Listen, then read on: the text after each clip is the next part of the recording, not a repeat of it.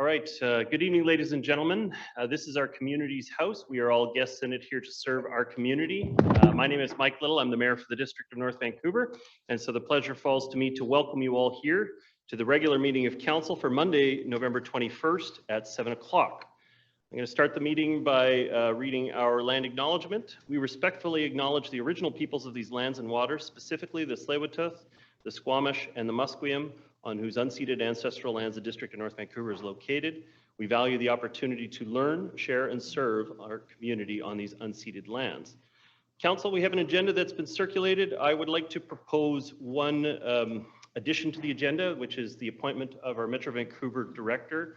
This item was on our inaugural meeting and was punted, and now it'll come up at the tail end of this meeting. So if somebody would please move the agenda with that.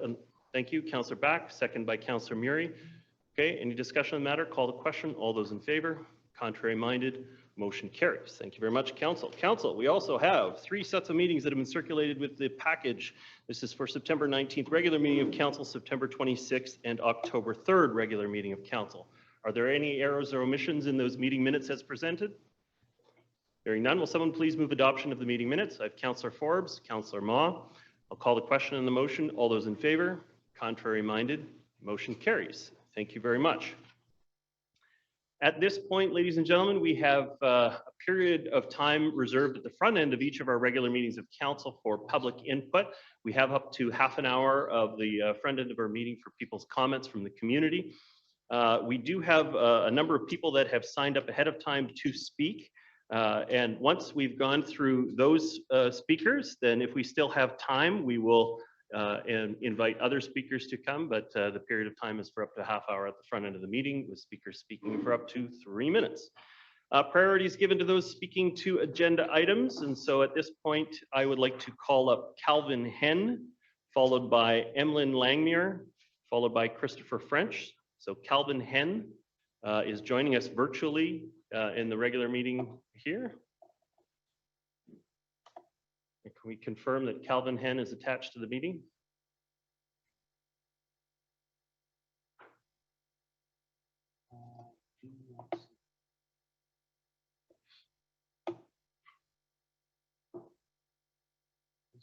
Yeah, I don't see a name on the participants list that match. Oh, see Henn halfway down, Henn.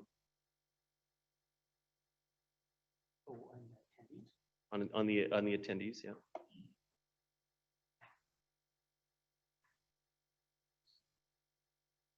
Hello. Hello. Welcome Hello. to the meeting. Can you hear me? Yes, I can. Can you hear me okay? Yes, I can. Welcome. You have 3 minutes Great. to address the council. Thank you. Okay. I'd basically like to say that I think that that area for the proposed cannabis store is a very good location because it services all the new development in the Lionsgate area with high rises and Garden Avenue area and Woodcroft area and further up Capilano Road, which means a lot of us can walk to that store. A lot of people can walk to that store without getting in cars and driving to Marine Drive and such. And that's about all I had to say. Okay. Thank you very much for your comments, Calvin Henn. The next speaker Thank is you very Emlyn much. Langmuir.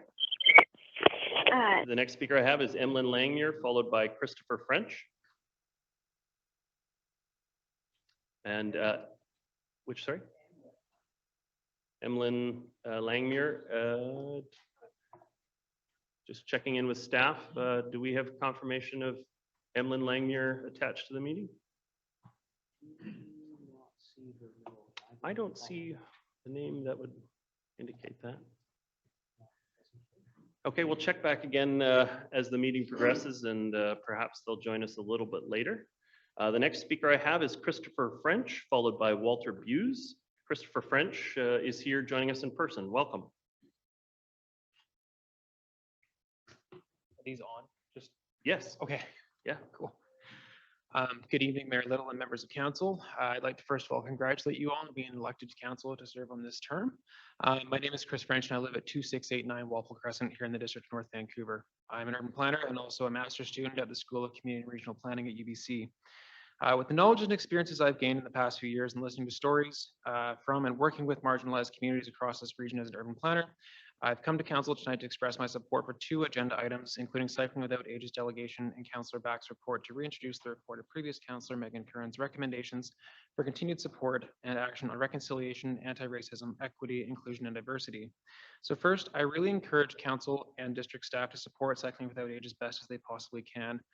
When Cycling Without Age first started up on the North Shore, they made a similar delegation to the city of North Vancouver, where I was working on the city's transportation planning team at the time.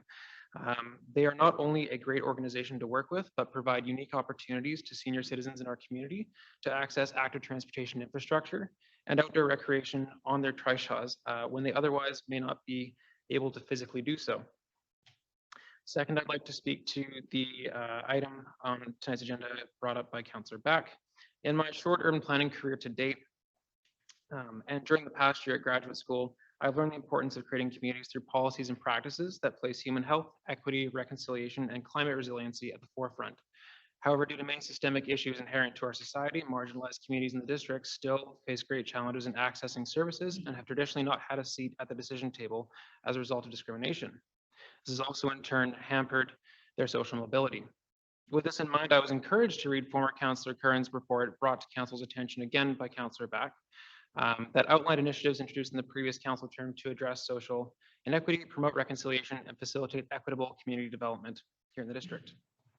I'm therefore hopeful that council builds on the initiatives introduced in the previous council session and advances the additional proactive and measurable items brought forward by former Councillor Curran, including the hiring of a tri-municipal Indigenous relations liaison to strengthen relationships with Squamish and Tsleil-Waututh nations, application of a social equity lens to policies and projects related to housing, transportation, and sustainability, and include equity priority groups and governance structures such as committees here at the district.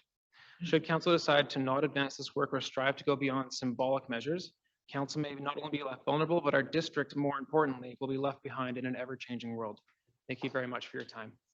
Thank you very much, Chris French. Okay, the next speaker I have is Walter Buse, followed by Tara Dowling-Schaefer. And Walter Buse is joining us virtually.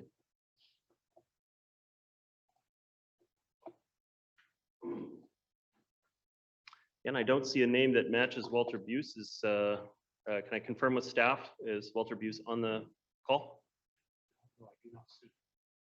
Okay. So we don't have Walter Buse on the call at the moment, and so I'll double check and circle back to another participant on that. The next speaker that I have is Tara Dowling-Schaefer, followed by Brian Hobbs, and Tara is here this evening in person. Hi, everybody. Welcome. You have Welcome. 3 minutes to address the council. Great, thanks. Sorry, I have to look at my notes a little bit. Okay, so my name is Tara Dowling-Schaefer, and I am here to speak to you on behalf of the parents of the Argyle field hockey. Am I speaking loud enough? Okay, so thank you to Mary Little for coming to our PAC meeting last week, and also thank you to Lisa Murray for making time for me on email and on the phone. We were found out last week that we are going to get the field hockey lines painted on the field at Argyle, which is a good first step. We just wanted to talk about the proposed turf pile height now. Mayor Little indicated that the plan is for the turf to be 50 millimeters in length, which is suitable for rugby. But what we are told is that the height will eventually be okay for field hockey. So what we hear is, I didn't write this, what we hear is that the men stomp on the turf for 2 or so years, and then it will be ready for the ladies. This does not seem ideal. Quite frankly, females in sport have been pushed aside and walked all over in North Vancouver, especially when it comes to the fields.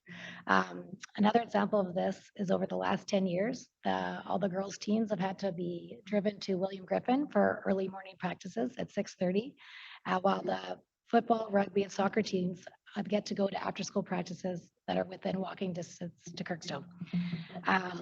There seems to be many discussions that have been behind the scenes for the North Vancouver Sports Advisory Council.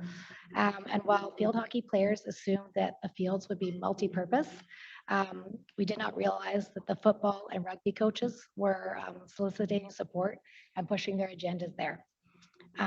We would like a multi-purpose turf that can be used by the majority of school fields, including field hockey, soccer, rugby, and football.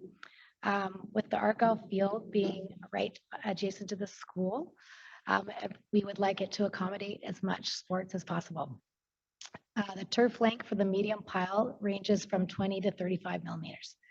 I guess one other thing we've been kind of confused by is we don't understand the transparency of how these decisions are made. We don't know what the questions are or the answers to how these important and costly decisions are being made. So we were just wanting some more information on that. And we are requesting some data and information to how these decisions are being made. And we just want to recommend that they do a multi-purpose field. Okay, thank you for your time. Thank you very much for your comments, Tara Dowling Schaefer, and we'll make sure we have staff follow up with you on that. I know we have your contact information. Okay, the next speaker I have is Brian Hobbs, joining us here in person. Welcome. You have 3 minutes to address the council. Thanks. Hi, everyone. Thanks for hearing me today on a non-agenda item. I'm here to talk about traffic safety in the Windsor Park area, specifically along Plymouth Drive.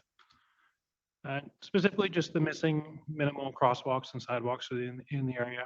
Residents feel there's a lot of speeding vehicles, and it's an area heavy with pedestrians, students going to school, seniors, dog walkers, runners.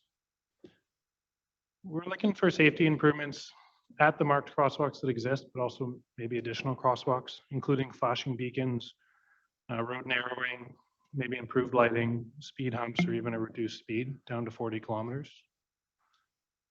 Nearby to our area, you have Berkeley Drive and Blue Ridge, who recently got flashing crosswalks put in. Berkeley Drive is a pretty straight road, although it is hilly and they have speed issues. Also, you have Fairway Drive, where they do have even though it's a bus route, they do have 40-kilometer speed zone and speed humps put in there. In comparison, I would point out that Plymouth Drive is a narrow, windy, and hilly road, also a bus route. And it has a high volume of cut-through traffic, and by that I mean people trying to go from the Parkway down to Dollarton, which I don't think those other roads have. And just as one example, the crosswalk on Plymouth at Eddystone, which is the closest one to my house, if you're traveling at 50 kilometers an hour downhill, which is southbound, by the time you come around the corner and can actually see the entire crosswalk, you have 4 seconds, so you're passing through it. And when you're looking at ICBC guidelines as far as driving, in slippery, bad weather, uneven conditions, they recommend you leave a 4-second gap. So at best, that crosswalk's meeting minimum standards. We have petitioned our neighborhood. So far, we've been to 76 houses. Of those, 67 have said yes, they want improved safety in the area. 2 have said no, and 7 of them aren't home. So currently, we're at 88% support for this kind of initiative. We're also getting a letter of support from the nearby Lionsgate Academy, and we've also reached out to the Tsleil-Waututh Nation, who's our neighbors in that neighborhood. So our request from council is specifically to have a councillor kind of champion and liaise with us about this to make sure it doesn't get lost in all the other projects that are going on. And we're asking that council or the district consults with the residents, shares traffic data. If we're doing road measurements there, I would expect that the traffic volume is quite high on that road, and ultimately improve safety. So as I mentioned, this is a heavy pedestrian area. There's missing crosswalks, and there's passageways to the nearby community centers, right? It's a very busy area. And I think it's really important we act on this before a tragedy occurs. We don't need to have a serious incident to be able to recognize that this needs improved safety in that region. And that's it. Thank you. Thanks for your time. Can I just verify, Mr. Hobbs, do we have a way to communicate with you at this point? Yeah, I emailed the office to set up this meeting, or the appointment. Thank you very much. Thank you. Okay, next speaker, we've gone through the we've gone through the list of speakers, and so I have a virtual attendee with their hand up, followed by Bev Parslow here in person. Mr. Colbert, can we move Mr. Colbert over to the main meeting?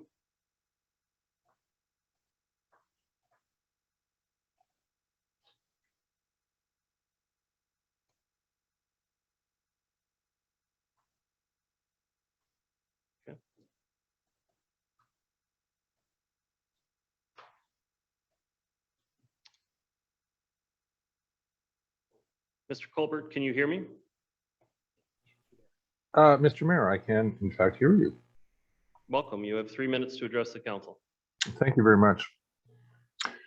The Mayor, Mr. Mayor, Your Worship, and Council, as well as staff, I've had the opportunity today to review the legislation that was tabled or is going to be tabled by Premier Eby with respect to housing in the province of British Columbia.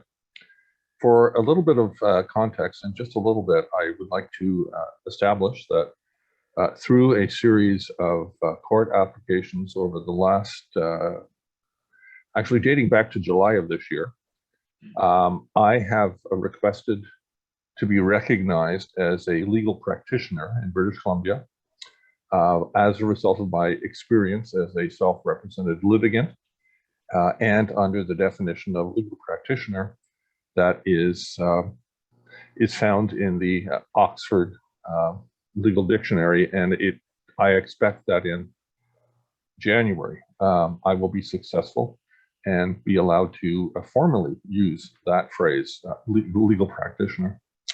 I say this as I've reviewed the legislation today, and I think this legislation is, I'm not going to opine as to whether I agree or disagree with it, but my input to this council is I think this legislation is going to have a profound impact on how this council does business with respect to housing applications. I say this because it's very clear that Mr. Eby, before he became Premier, specifically targeted the District of North Vancouver on more than one occasion with respect to development applications that were turned down by the District of North Vancouver. And I speak now directly to the Quadrille and Darwin application at the intersection, or close to the intersection, of Riverside and Dollarton, which Premier Eby, or as he was known at the time, Minister Eby, spoke, and he did so with great disappointment, as did the developer and Quadrille, who were working on the project. I fully expect this project is going to come forward probably in the next 6 months, and certainly by the end of May. And if the district again turns it down, I fully expect the district will find itself facing a decision by the province using what's called the hammer approach in the legislation, in which the province will simply reverse the decision and the province will enforce, in fact, pass the bylaw in favor. So I asked council to be aware of this, and I asked council to act accordingly. Thank you very much. Thank you for your comments, Mr. Colbert. At this point, I have Bev Parslow here in the council chamber that's indicated an interest to speak. So welcome, Mr. Parslow. You have 3 minutes to address the council. Thank you. First of all, Mr. Mayor and Council, congratulations on your elections. On behalf of the residents, I'm not talking about Delbrook tonight, just Donegal. Right? On behalf of the residents of Donegal, I would like to thank the council for examining the traffic calming on our street. Originally, we did ask for a 30K sign and speed zone, which would have been much cheaper and easier to install. This was not accepted. The speed bumps, I'm sure, will slow speeding cars down. I would like to note that the installation of speed bumps is much more expensive than North Van District, than either the city of North Van or Burnaby. But again, thank you very much indeed for this traffic calming. It will be very welcome on our street. So thank you very much indeed. Thank you for your comments, Bev Parslow. Just checking back in with staff, have we seen Emlyn Langmuir join the meeting? I don't have anyone named that on the attendees or panelists at this time. And Walter Buse, again, I do not see anyone attached to the meeting with a name like that. So would anybody else like to address the meeting? Okay, hearing none, I'm going to declare that we've completed the public input period of this evening's meeting.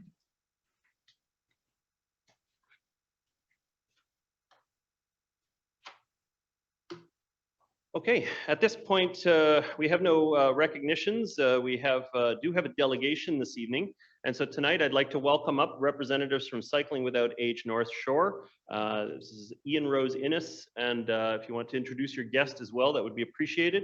Just before you do, I'm just going to mention, so the difference between a delegation and people who have just spoken at the front end of the meeting is that a delegation typically represents a nonprofit or a society within the community. They've requested an opportunity to come and present to council.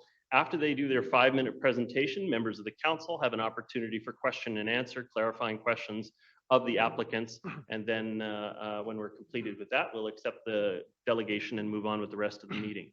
But at this point, I would first like to extend a welcome from the council. The floor is yours. It'd be great if you could introduce yourselves. Thank you very much indeed, Your Honour, councillors. I'd like to introduce one of my team members, is David Sandals, sitting on my right. Cycling Without Age, I would like tonight to introduce you to Cycling Without Age, and I would like to make a request for some assistance to improve the benefits to our riders who are members of the community.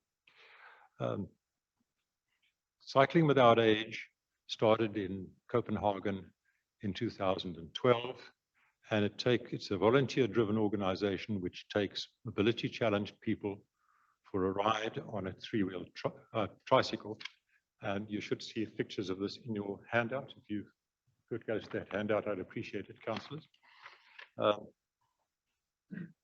Cycling Without Age is now an international volunteer organization in 52 countries, 2,700 chapters, and has given something approaching 600,000 people rides on their equipment. British Columbia has 20 chapters of Cycling Without Age, one in Vancouver and the North Shore chapter, which we're representing here tonight. This project has had a long history.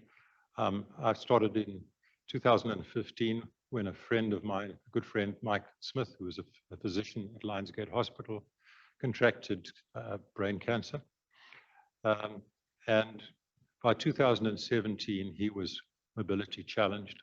I'm a cyclist and I often have coffee at Olympic Village, and I would love to have taken Mike for a ride on a seawall and to have a cup of coffee at Olympic Village. I tried all the bicycle shops in Vancouver and I couldn't find any piece of equipment which would allow me to do that. In 2017, I found out about Cycling Without Age and realized that Mike inspired me to develop an organization. I realized that we needed, if it was going to service the North Shore, it needed to be sustainable. So I looked for a non-profit organization on the North Shore, existing one, to own the project. I didn't want to own it personally. After a year, everybody said to me, "Oh, they love this project, but won't somebody else do it, please?" Eventually, I found Silver Harbour Executive Director, Anwen Loverin, who said she was prepared to own the project. And so we started to work on it. Silver Harbour provides us with a whole lot of benefits: recognition, fidelity, accounting services, ability to raise money through Canada Helps, insurance, and backup. Moving forward to today, it's been a long journey, many people helping out.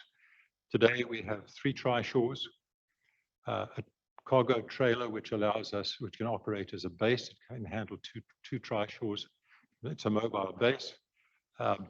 We have serviced 11 of the care residences in North Vancouver this year, 4 other organizations, and we've transported some 419 passengers. The growth has started more slowly this year after the COVID, and you can see that if you look at the handout, the rate at which we have grown slowly at the beginning and then much more rapidly towards the end of the year. We have 7 committee members and 29 pilots, with another 10 in training. And we have bases at Mahon Park, at the shipyards, and at Park Royal, and also at Creekstone Care Residence. And we are able to take our tri-shore up to the Lower Seymour Conservation Reserve in our trailer, which serves as a mobile base. From there, we give people rides on the trails. In the District of North Vancouver, we have the residences we have serviced this year is the Edgemont Amica, Sunrise of Lynn Valley, Cedar View Lodge, Cedar Gardens, Berkeley Care Residence, and Creekstone Care Centre.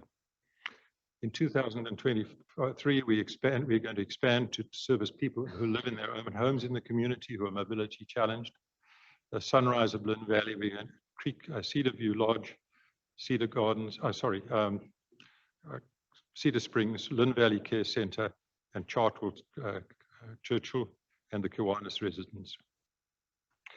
We've had support in the process from a number of organizations, the City of North Vancouver, the West Vancouver Foundation, Park Royal, the Key North Urban Development, and the shipyards.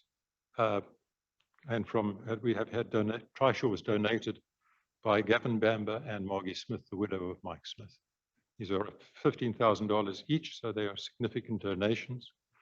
And we are looking forward to have support from the council to help us modify some of the trails to improve the experience of the residents of the District of North Vancouver.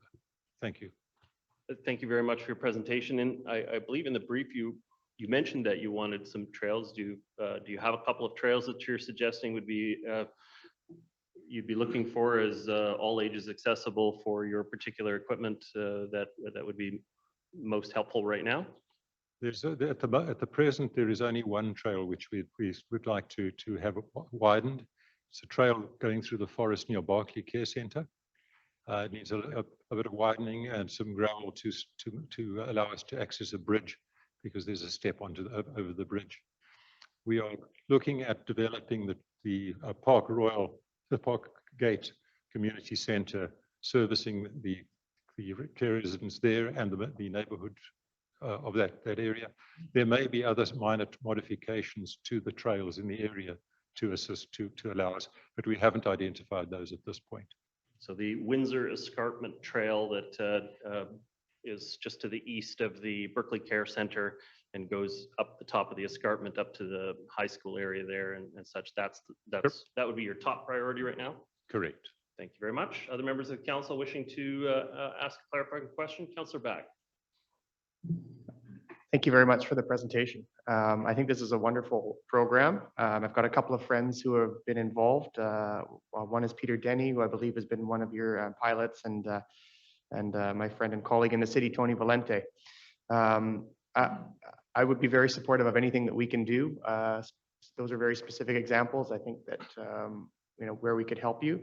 But is there anything else that the organization could do? And I'm curious as to how the city supports the program and in what sort of ways they've supported.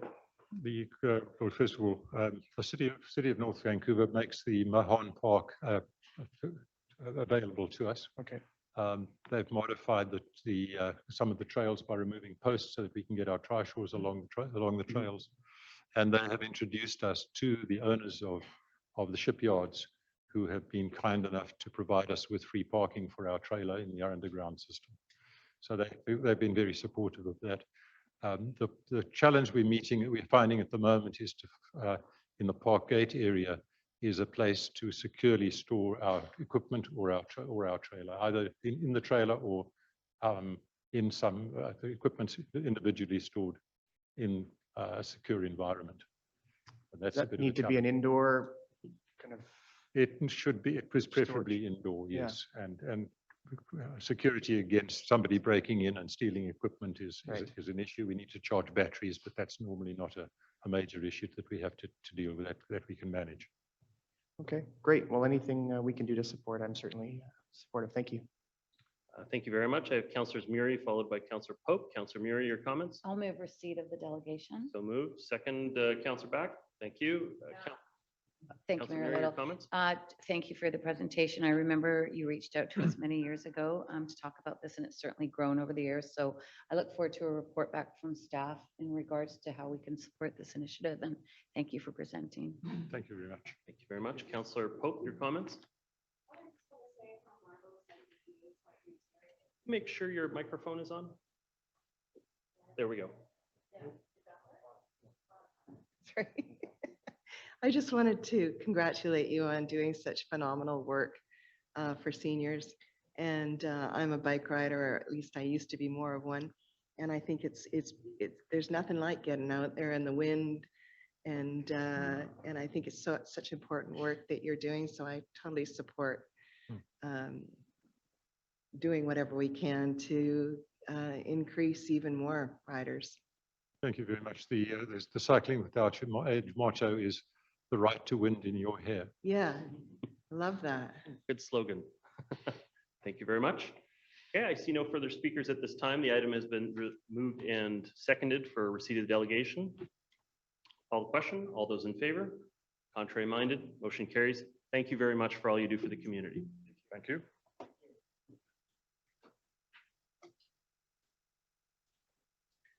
Okay. at Mayor this- Little, could I just ask, just for the speakers that spoke at the beginning of the meeting on Plymouth and just in regards to Argyle, will we be communicating back to them in regards to process and any of the questions that they presented?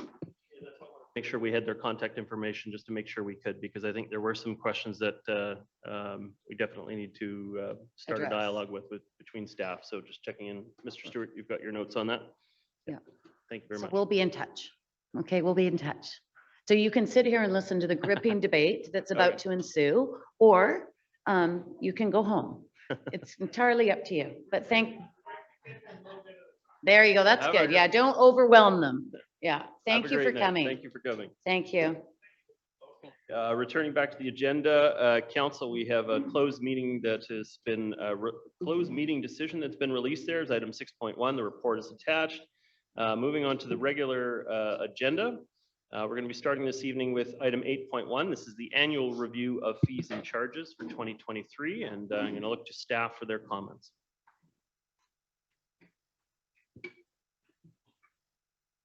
Mr. Daniluk? Thank you, Your Worship.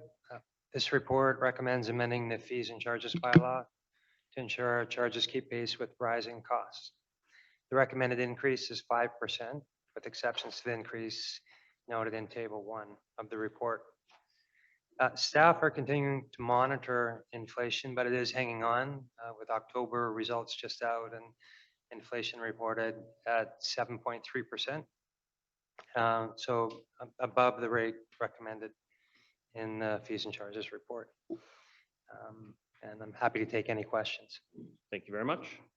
Members of council seeking your direction on this? Okay, I'm happy to move the staff recommendation. Is there a seconder? Seconded by Councillor Murray. Just my own comments on it. It is a challenge keeping up with inflation and making sure that the municipality is left whole, and that these fees tend to represent user fees, so people who are using that specific service. And so to the greatest extent possible, they should probably be the primary contributors back to the costs that we're incurring in that process. Obviously, there are a number of services where we use the tax levy to help maintain the costs for the services that are offered. But when the services are outside of the core functions of the municipality, we tend to use a user fee model to reclaim that. I'm not entirely shocked by the 5%. I think that is unfortunately the purchasing power of our dollar right now is very low in terms of being able to extract services. And that's reflected in this increase. It's more or less a reflection that a dollar right now buys 5% less services than it used to. So inflation is affecting us in all areas. Unfortunately, this is largely to be passed on, or else we would have to rely to a greater extent on the tax bill in order to be able to make up the difference. And so one way or another, the community is going to be contributing to it. I still think I support our philosophy that these types of services are recouped through user fees rather than through subsidy from the general levy. So I'll be supporting the recommendation. Councillor Murray, your comments, followed by Councillor Hanson. Thank you, Mayor Little. And, I think the one thing that we do need to consider as we look at these, because we're looking at them after a pandemic, significant supply chain issues around the world, global supply chain issues, and inflation that we haven't seen in decades. And I think all of those things need to be considered as we talk about this. It's not sort of an average year that we're coming out of. It's quite different. You know, it's going to be the cumulative totals that the taxpayer is going to be, you know, dealing with as we move forward in regards to the increase in our tax bill, Metro Vancouver's, you know, costs acceleration, and how we're going to manage that. So I agree that, you know, the users have to pay, but I think, you know, it would be helpful for council to understand exactly. I know that in the report, there's a number of, let me just call it up here. I was looking at the construction bylaw. You know, the legal fees haven't, hold on, sorry, I'm just loading. My point would be that we have to be very careful at the fees that we're raising, certainly in the construction bylaw, and I'll speak to it when we get to that item. You know, I'm concerned about people not getting permits if the fees go up too gravely. I'm concerned that maybe a spec developer on a single family property tearing down an old home that they've purchased for $2 million, building a new home that they're going to sell on the open market for $5 million might not be hit as much as, you know, somebody doing a renovation on their home. You know, what the trigger point is for increases or new connections. And I've had a meeting with staff about that in regards to sewer connections, water connections, and how that impacts, you know, a single family homeowner trying to do a small renovation to make their house work for their family. So I think we have to be careful of that, and especially in how it relates to construction costs that are out of control of that single family property owner, the labor costs that contractors are having to absorb, and just that everything is going up, food, gas, everything. So we have to be very, very careful. And, you know, we want to look at 5% recovery cost of service. But you know, I think it's important for us to really understand what those increases in service exactly are, not sort of just a generality across the board that things are all going up. So we need to sort of raise things as well. And I know that in the first part of the report, there's a lot of different parts of the departments that, you know, there are no fees going up. So I appreciate that. But I think we just have to be very, very mindful of that there is one taxpayer, and we have to remember that. Thank you.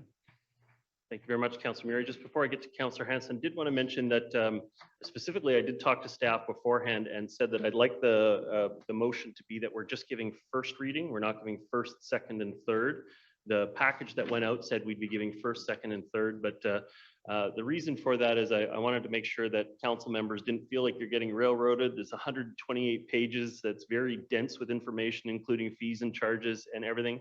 So I wanted this introduced as a first reading, give you another week or so. I think this matter is planned to come back on the December 12th meeting, is it, or December 5th? December 5th. On the December 5th meeting for second and third reading.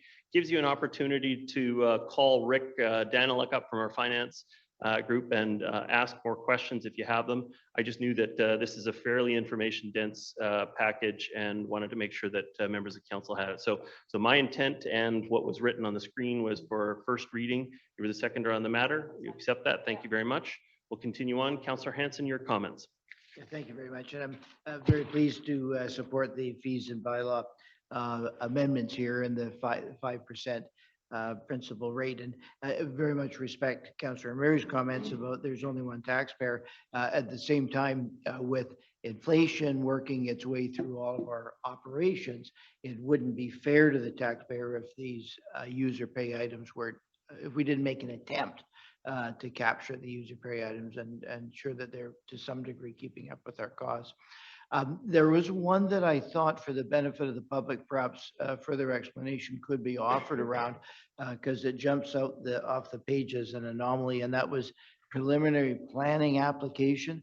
There's a 154% increase with respect to one of the charges and a 43% increase with respect to another one of the charges, which is a lot more than 5%. So I wonder if we could have a bit of an explanation just for the benefit of the public as to why those two items are so. Thank you. Mr. Daniluk? rise. Thank you. Through your worship, I have a couple of comments, and I might pass it on to Dan and his team for additional information. What I understand with that increase is that it's applicable to major development, and it's a better reflection of the true cost of the service, but it's still offered at a rate that's lower than the cost because it provides downstream benefits. It answers questions that otherwise might result in higher costs further down the line. So I think that's the intention, is to still offer it at a reasonable price, but to be more in line with the cost of the particular service.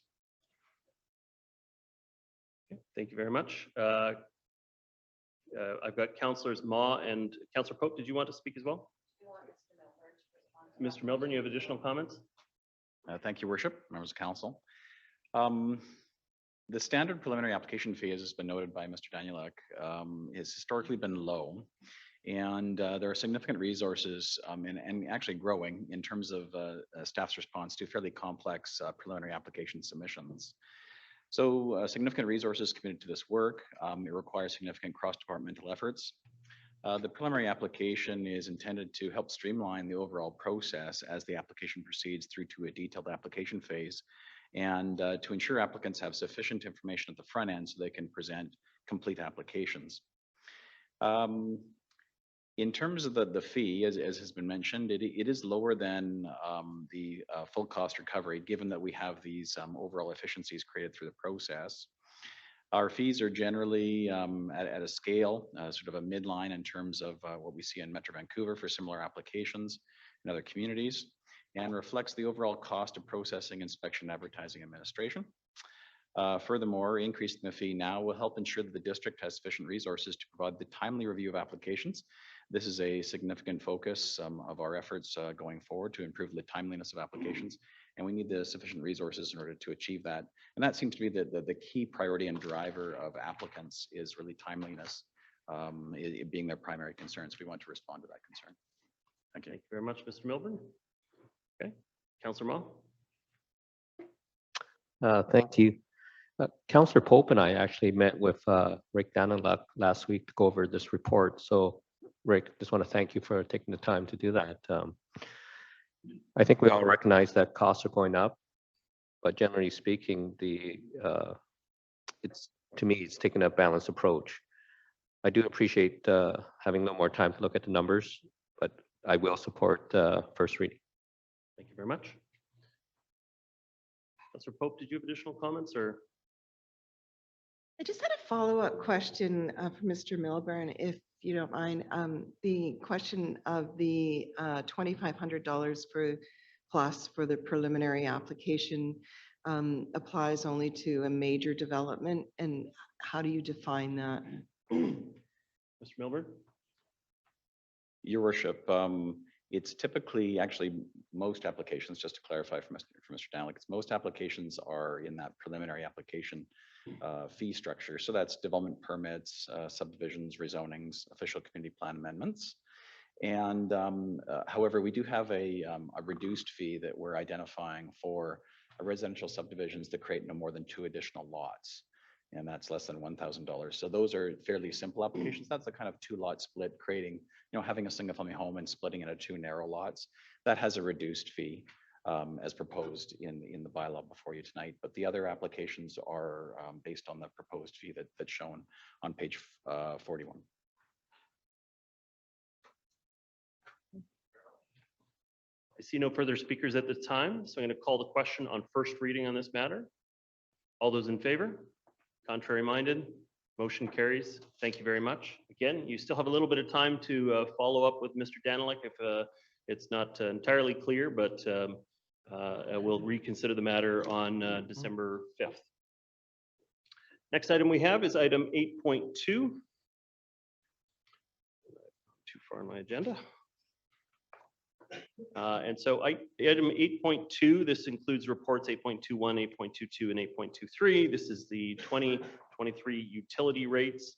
And again, this was for first reading. And any members of council wishing to set a motion for this? I guess I will, because I'm the one who asked for it to be first reading only. So I'm going to move the motion. Is there a seconder for the matter? Seconded by Councillor Hanson. I don't really have any further comments. Basically the same philosophy that is being utilized for this is for the last item, and so I'll be supportive of it. Councillor Hanson, your comments?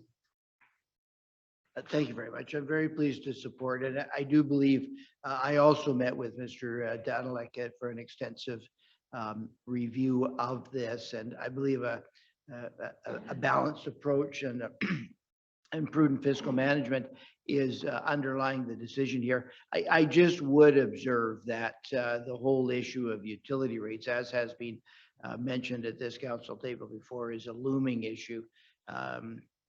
It's very likely, in fact, it's a certainty that the rates are going to rise at a rate which is unprecedented to this point in time in the region. And although I very much respect the work of the district and the finance department to try and level out those increases, it is the case that we are looking at significant increases in utility rates, mostly driven by liquid waste and mostly driven by changes to the regulatory environment surrounding liquid waste. So happy to support, but look forward to significantly more discussion in the future about utility rates going forward. Thank you.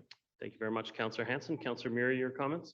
Thank you, Mayor Little. And yes, I concur with Councillor Hanson in regards to the increases that we're going to be seeing.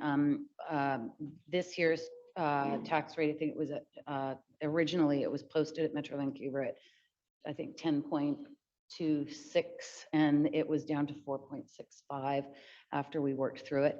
You know, for the community's interest, Metro Vancouver Capital Works are not in the millions anymore, not in the tens of millions, not in the hundreds of millions, but in the billions of dollars. This money is being spent in order to support growth in the region. And it's certainly something that is of significant discussion at Metro Vancouver and at the board level. I'm just wondering if Mr. Wardell could give us sort of a little snapshot from his perspective in regards to the smoothing that we've talked about over the years in regards to these rates going forward, and his thoughts on the future. Through your worship. The District of North Vancouver has been rate smoothing since 2013. The intention of that rate smoothing is to mitigate the significant Metro Vancouver fee increases that we'll be seeing starting in 2023. Those fee increases are double-digit nature, with the highest in 2025 currently being published at 34.1%, which is in the report. Metro Vancouver has been requested to provide additional information going out a further 5 years beyond 2027, but at this point in time, we do not have a response to that request. We are continuing to pursue additional information with Metro. Thank you, Mr. Wardell. I think the other thing to keep in mind is, I think in the report under the background, you know, this is about fees and charges, operating costs, capital works, inflation, and contribution to reserves needed to maintain the water reserve funds at an acceptable level. And that's why we've looked at this smoothing over the years. You know, but the cost of this infrastructure, and I will say that Metro Vancouver Water and the cost of it is some of the most affordable in North America compared to other states across the country and provinces. We also have the best water in the world, as we all know. I have international students that come and stay with me, and the first thing I say to them is I turn the tap on and I put a cup underneath and I drink it. And you know, one's from South America. They don't understand that. It's quite unusual for them to be able to drink out of the tap. So we're very fortunate. But again, the costs are significant, and it's something that we need to keep a close eye on. So I thank you for your indulgence. Thank you, Councillor Murray. And I think it's also important to point out that some of those costs are being driven by other levels of government's decision making. And so one in particular is the federal government made the decision that thou shalt not release untreated effluent into our receiving waters. We're doing all of them together. We're doing the utility rates together. They're all 8.2. And so the federal government basically pushed us to move to secondary treatment for all of our facilities. And the challenge is that all of that is coming down all at once because of the federal government decision. And so we've had to update the Northwest Langley wastewater treatment plant, the Annacis Island facility. The North Shore wastewater treatment plant is 37% complete. It's a work in progress, but it will exceed that requirement. It'll go to tertiary treatment. And then we have this big looming one coming along, which is really going to affect the utility rates, which is the Iona project. And I keep telling everyone who will listen that I think that the Iona project needs to be paused. We need to use some time to reduce the amount of rainwater that's getting into the system. Some of it's just coming in through what we call I&I, ingress and infiltration. This is manhole covers and other things that aren't properly sealed. But a big, huge chunk of it is Vancouver has a combined storm and sanitary sewer system.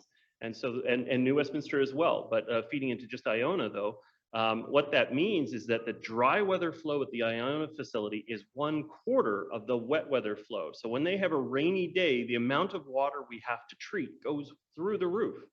And so we're going to have to build this entire facility for the rainy days because we haven't separated Vancouver's sewer system. And I got to say, I think that we should be pausing that project and spending 10 years aggressively separating the rainwater out from the sewer in Vancouver rather than building a facility for the rainy day, which is going to cost us a fortune.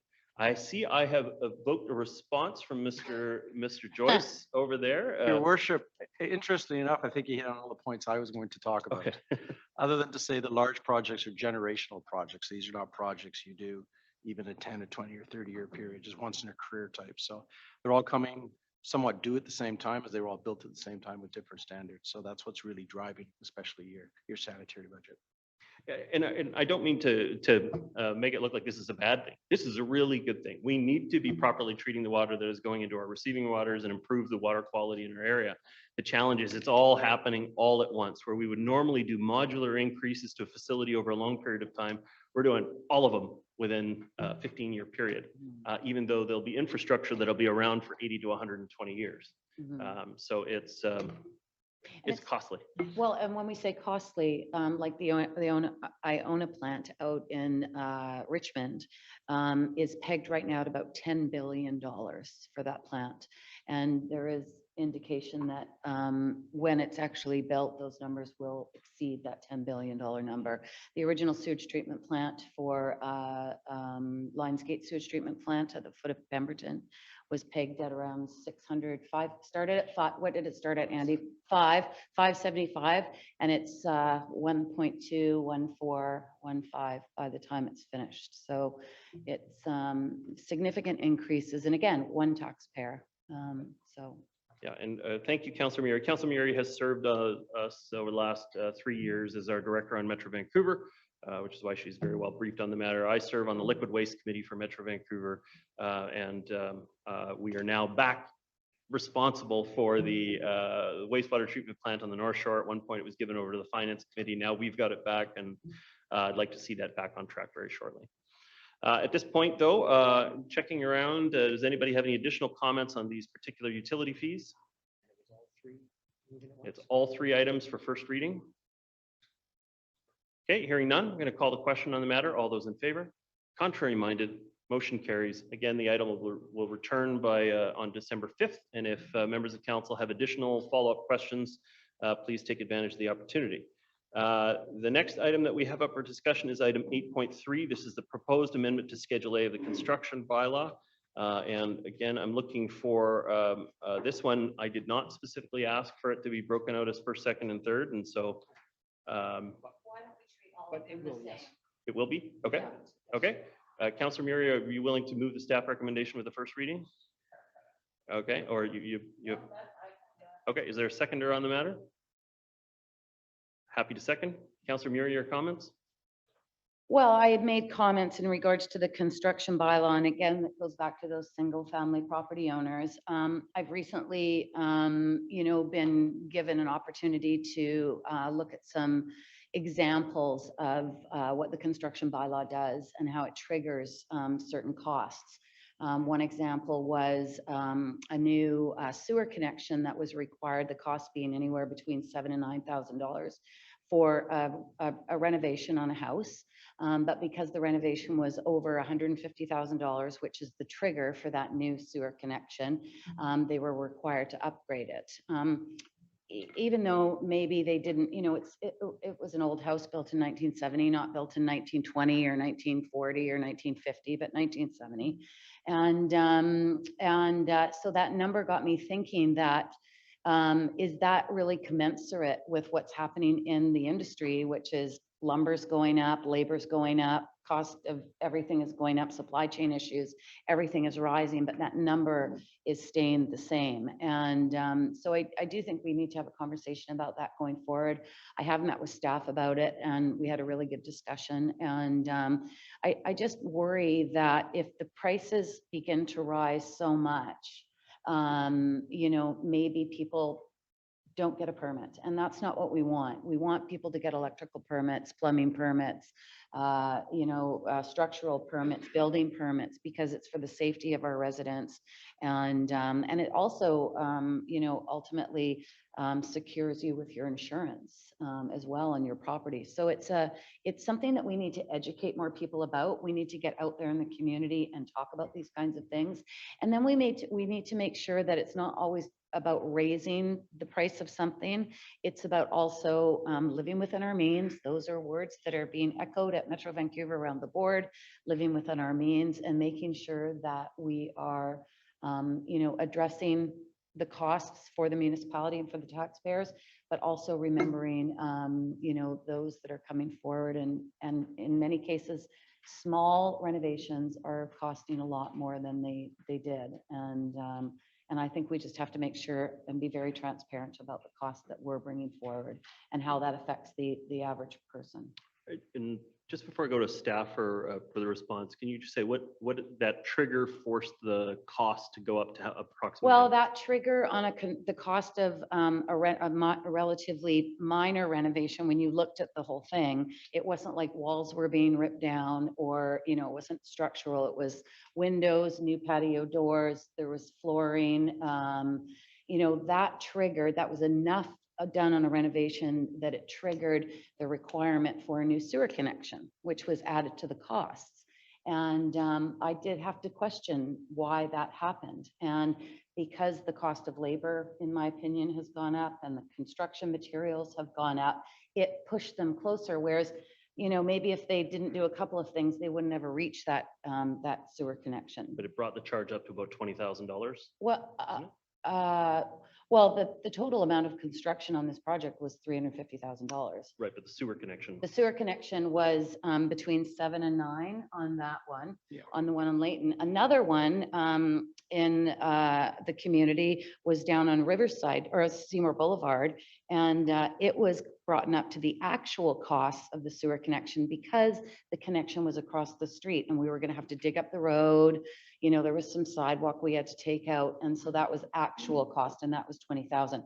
But, 20,000 curb, gutter, storm, like all of those things add up. And again, a minor renovation on that property.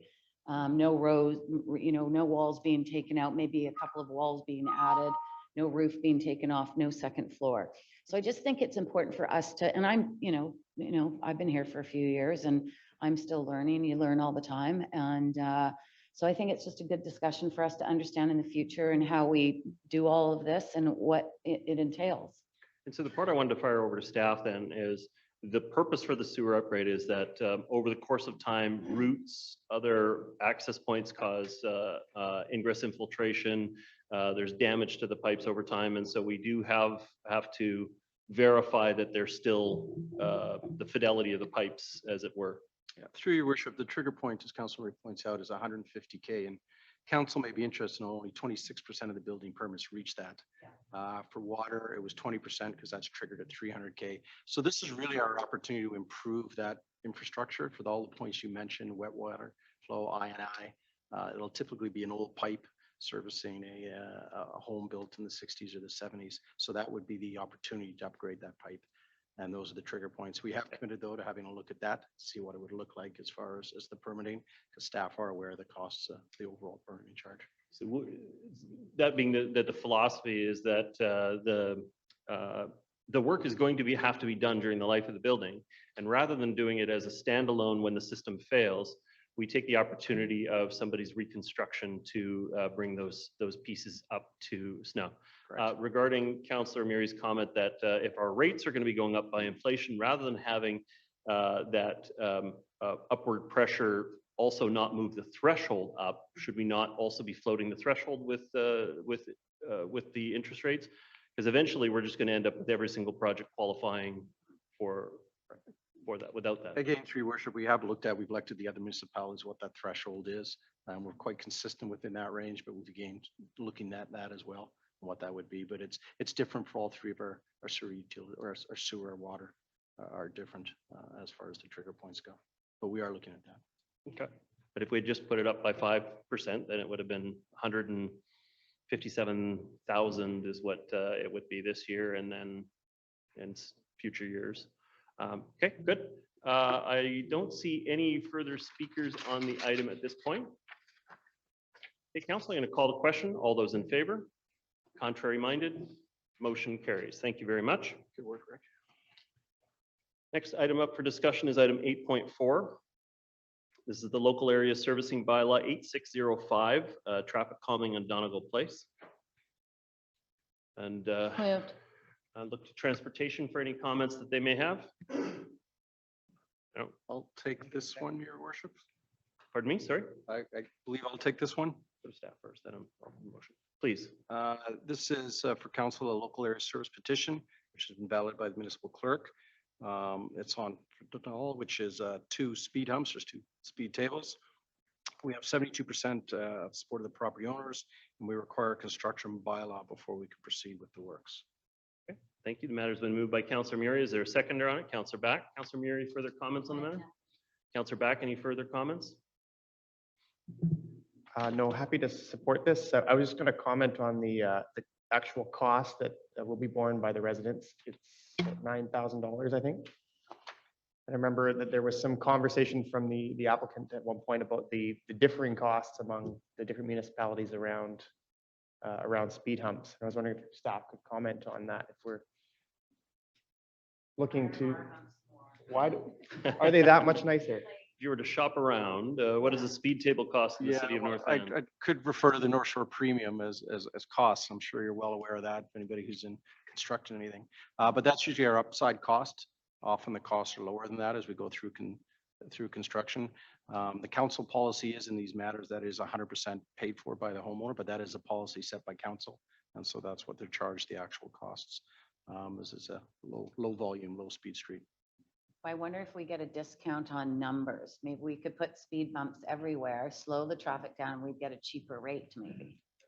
Imagine the main drivers are the number of humps and then the width of the road at the points that you're putting those in. Correct. Yeah. And most notably these days, the cost of asphalt, which is driven by oil prices. Okay, thank you very much. Thank you. Thank you. Councillor Ma, your comments? Thank you. Speed and safety, I'm hearing this as a community concern. The speaker tonight, some concerns raised by parents in my own neighborhood of Pemberton Heights. And of course, Bev's efforts on Delbrook. I guess I need to spend some time with Gavin to better understand the district's traffic calming policy and this local area service plan. But luckily I'll have some more time soon. So thank you. Thank you very much. Councillor Forbes, your comments? Actually, I just had a question for Mr. Joyce. I noticed that this is going to be spread out over 5 years. That cost is assigned to them over a 5-year period. Is that our standard timing when we have these kind of improvements, local improvements? Through your worship, yes, it is. Thank you. Thank you.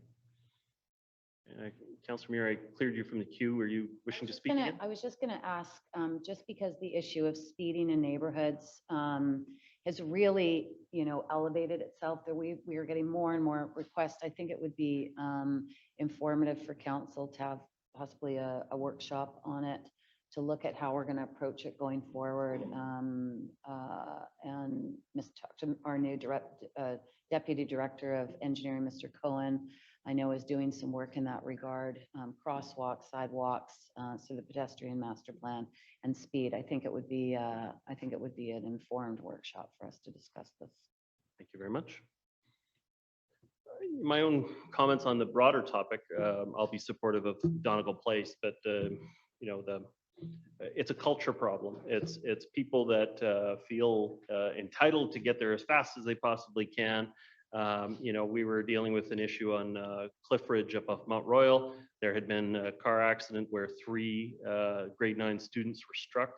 The very next day, I'm out there at the side of the road with their staff trying to figure out what we could possibly do to improve the intersection. And a car approaching, kids are crossing the road, and the car starts honking the horn. Well, the driver starts honking the horn, obviously. And the driver starts getting impatient that these kids are walking across the road to go to school. While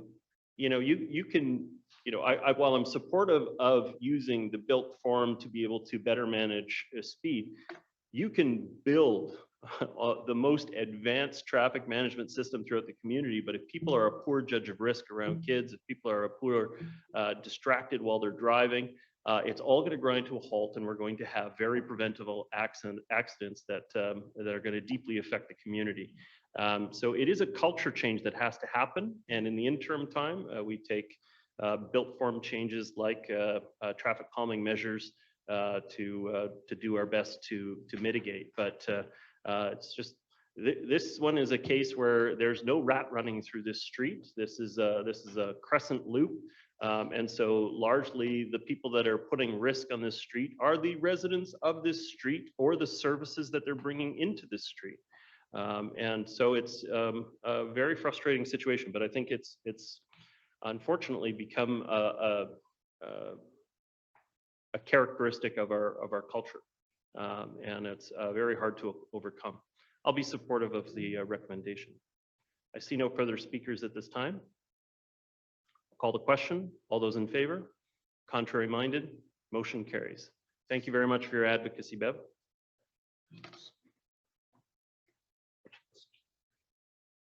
Yes, thank you. Okay, the next item we have is the text amendment to add, this is item 8.5, text amendment to add cannabis retail store at 1761 Capilano Road. We have a speaker at the front end, but do we have a speaker that's actually speaking to the item? Mr. Clerk, I don't have a name for, oh, welcome. This is the applicant. Yes. Is that correct? Melissa Fryer? Yes.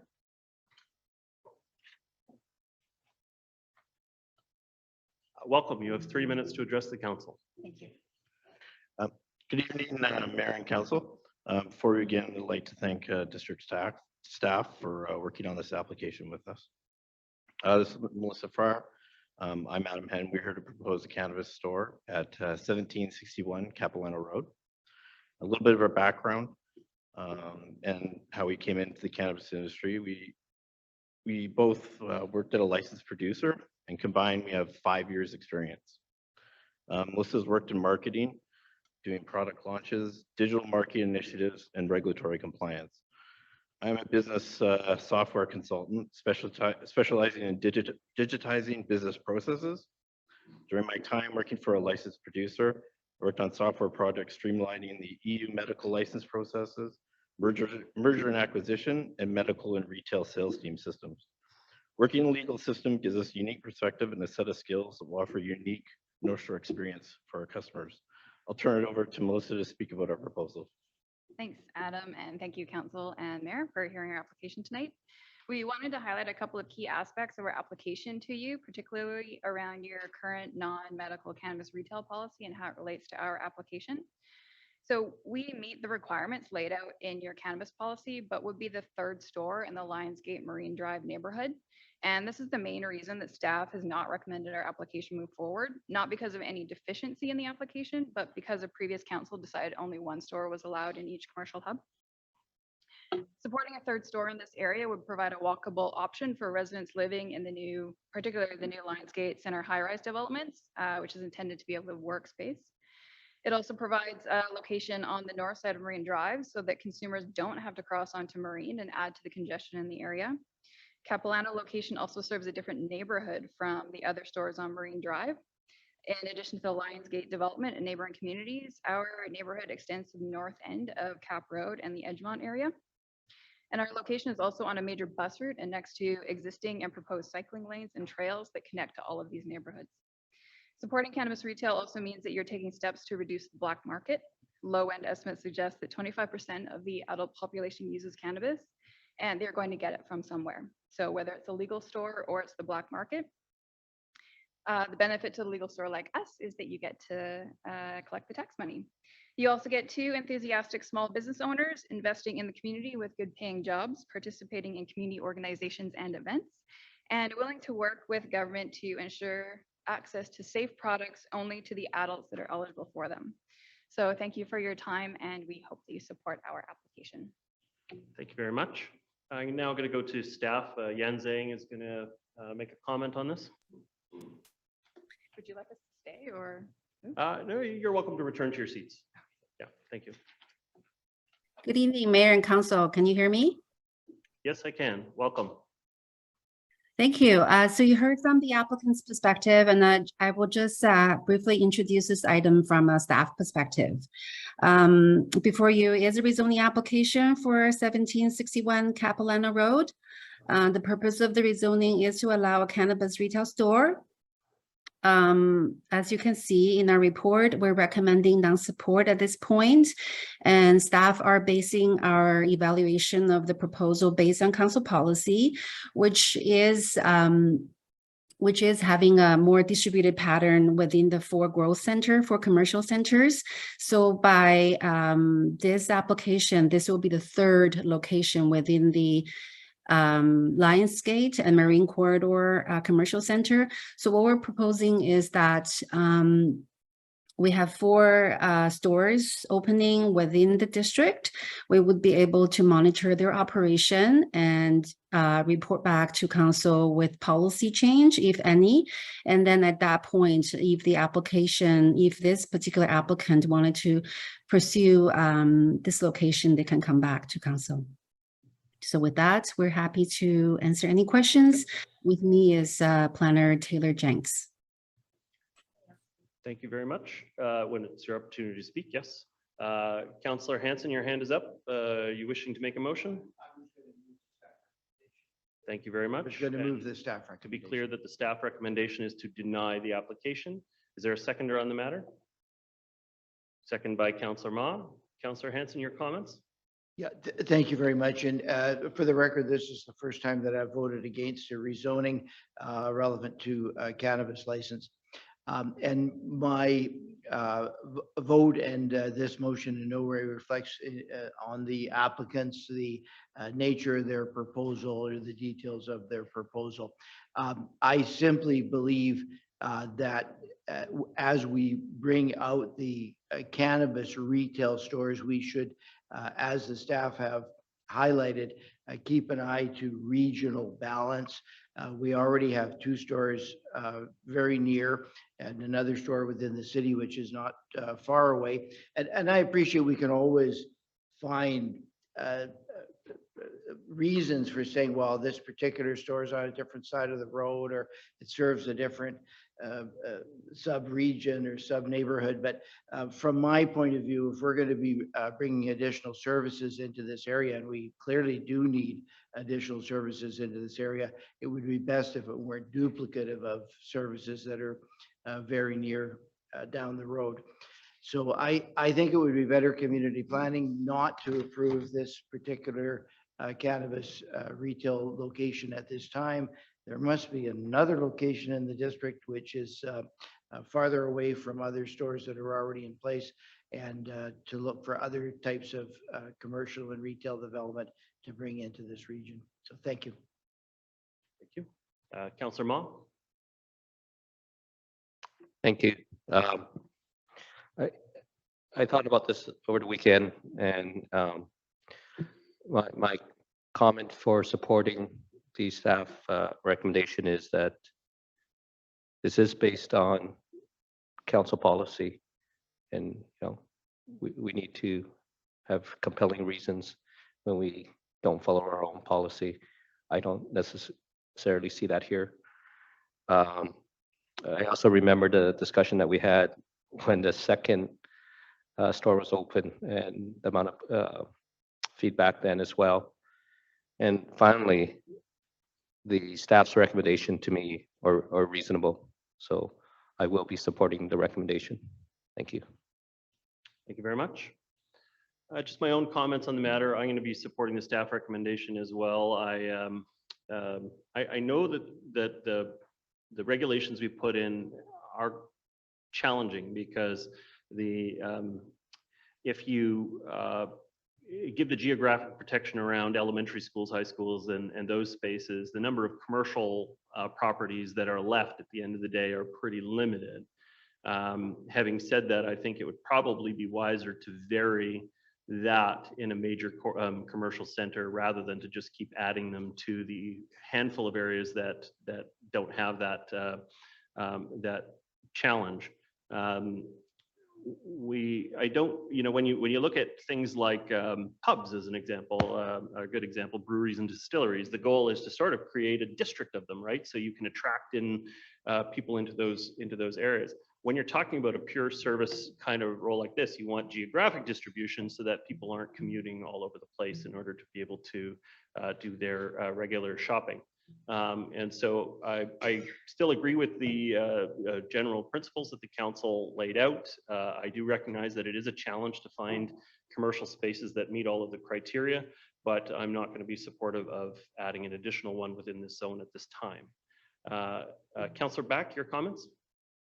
Thank you. Sorry, Your Worship. I thought there were other speakers ahead of me. Didn't mean to speak after you, but I'm going to be the odd one out here. I agree that we have a policy, but I do think that there is some room for some exceptions to that. And I think this might be one of them for the reasons that the applicant laid out. And I think they obviously see a business case here, and so the demand there in this area.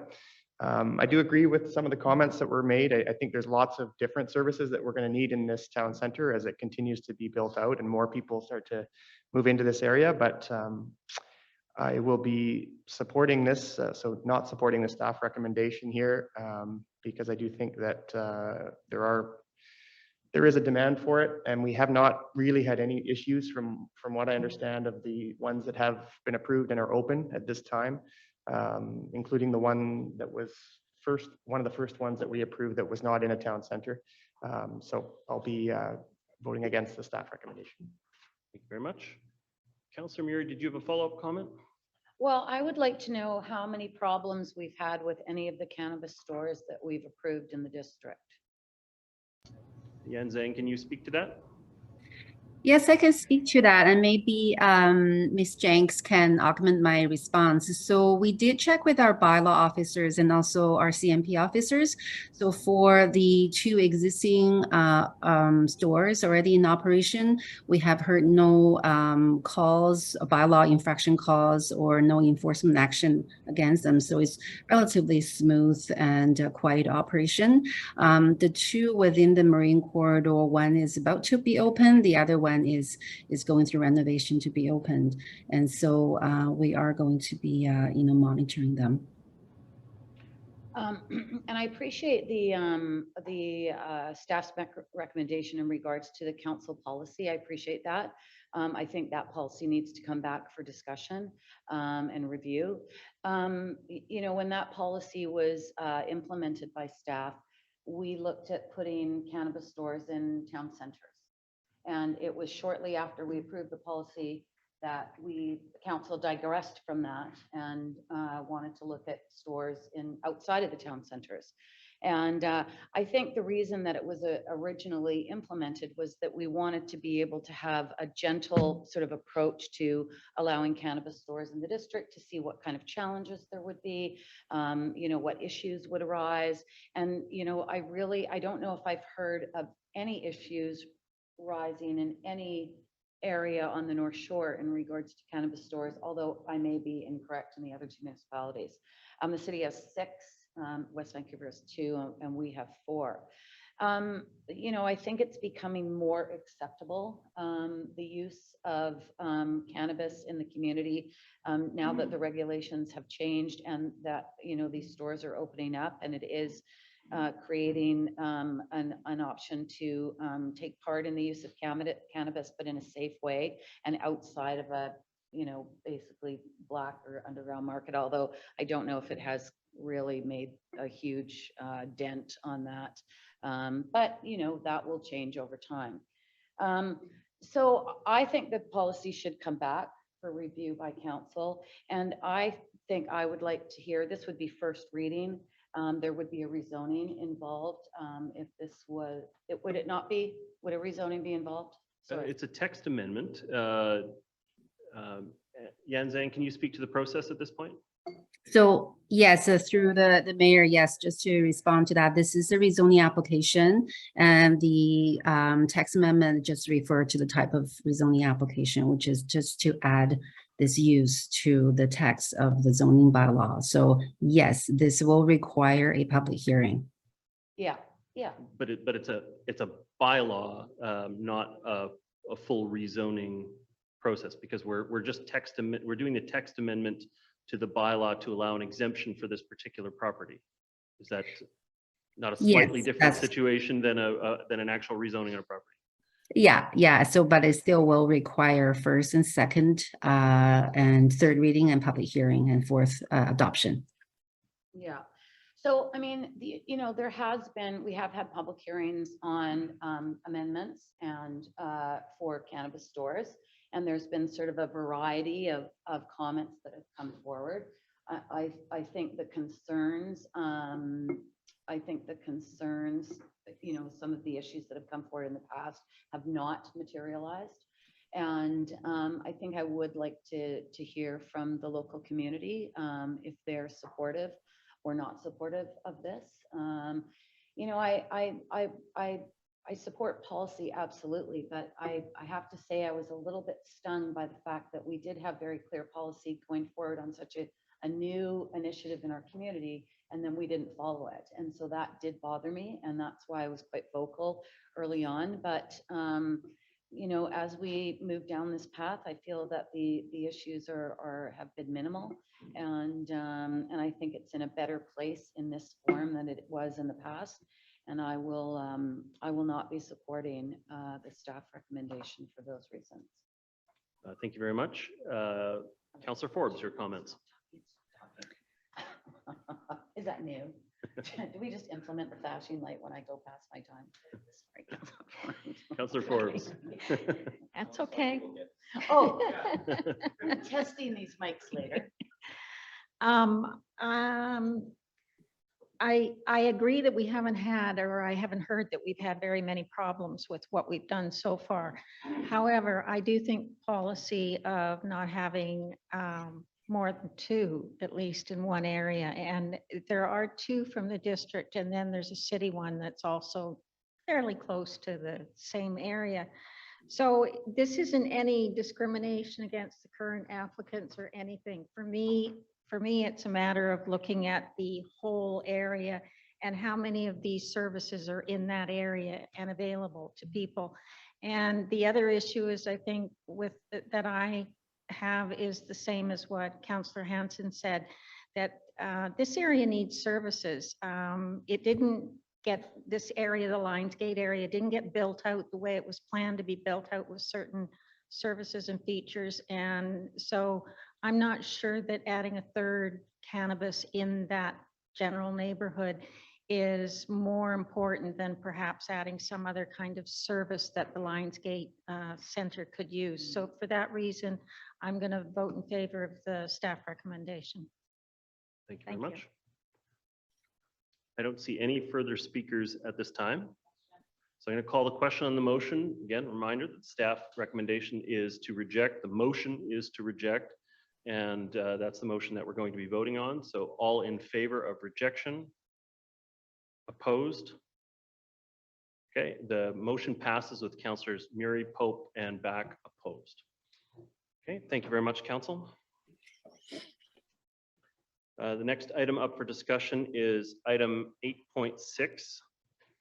And just before we go into 8.6, I'm wondering, this is a little bit different from our regular business, wondering if the clerk can comment on the nature of a regulatory review and compliance motion. Yes, Your Worship. There are two issues in front of council tonight in respect of the Phyllis Road property. One is a notice on title, which is in reference to contravention, alleged contravention of the building bylaw. And for that, the property owner has been informed and invited to attend and represent himself. The second aspect is a remedial action order requiring certain works be undertaken at the property owner's costs. And the proposed resolution is failure to do that. The district will do it at their expense, their agents or contractors, and invoice the property owner. If that's failed to be paid, that'll be reflected on the property taxes. On that aspect, as a courtesy, we invite the property owner to address that issue as well. And on the remedial action requirement, if there is such an order by council, we will statutorily, we're obliged to inform that property owner in writing, and there's a 14-day appeal period. So two aspects of this property in front of council. And I believe Mr. Dwyer from the building department has an introduction. Okay, Mr. Dwyer, your comments? Thank you, Your Worship. Item 8.6 on the agenda is a staff report seeking a council resolution in relation to unauthorized works and an unsafe condition at 3988 Phyllis Road. The report recommends that council declare the unpermitted retaining wall unsafe and impose a remedial action requirements to address the unsafe condition. As the municipal clerk noted, the report also recommends that council direct the clerk to place a notice on title of the property for the unauthorized works. By way of background, staff were made aware of work without permits occurring on the property back in November 2020. A stop work order was placed on the property pending resolution of the non-compliances. In July this year, a development variance permit was approved by council to allow the retaining wall to be reconstructed, but to a lower height. Recently, staff have been in contact with the geotechnical engineer of record for the retaining wall, who expressed concern regarding the wall and it standing over another winter unattended to. Furthermore, the geotechnical engineer of record recommended that loading at the top of the slope be reduced. The remedial action recommended by staff requires a partial dismantling of the retaining wall, removing the volume of backfill away from the top of slope necessary for the geotechnical engineer of record to provide a safe certification. The remedial action also requires the submission of a complete building permit by December 22nd, 2022, and for the wall reconstruction to be completed within 4 months of the permit issuance. Staff are also recommending filing of the notice on title on the property, highlighting the unauthorized work. The notice on title can be removed administratively once the work is in compliance with district bylaws. It is noted that much of the work in the remedial action resolution to remove the load from the top of the slope actually occurred last Thursday, with a significant volume of backfill material removed, stockpiled and covered away from the slope. Staff have been in communication with the geotechnical engineer of record as recently as today and are waiting for a report summarizing the work that has been undertaken, and providing the required safe certification. The recommendation is presented to council for consideration. Thank you. Okay, thank you very much. I understand we have representatives from the property, the Willis Tryphon family, to make a representation. Yes. Welcome. Okay.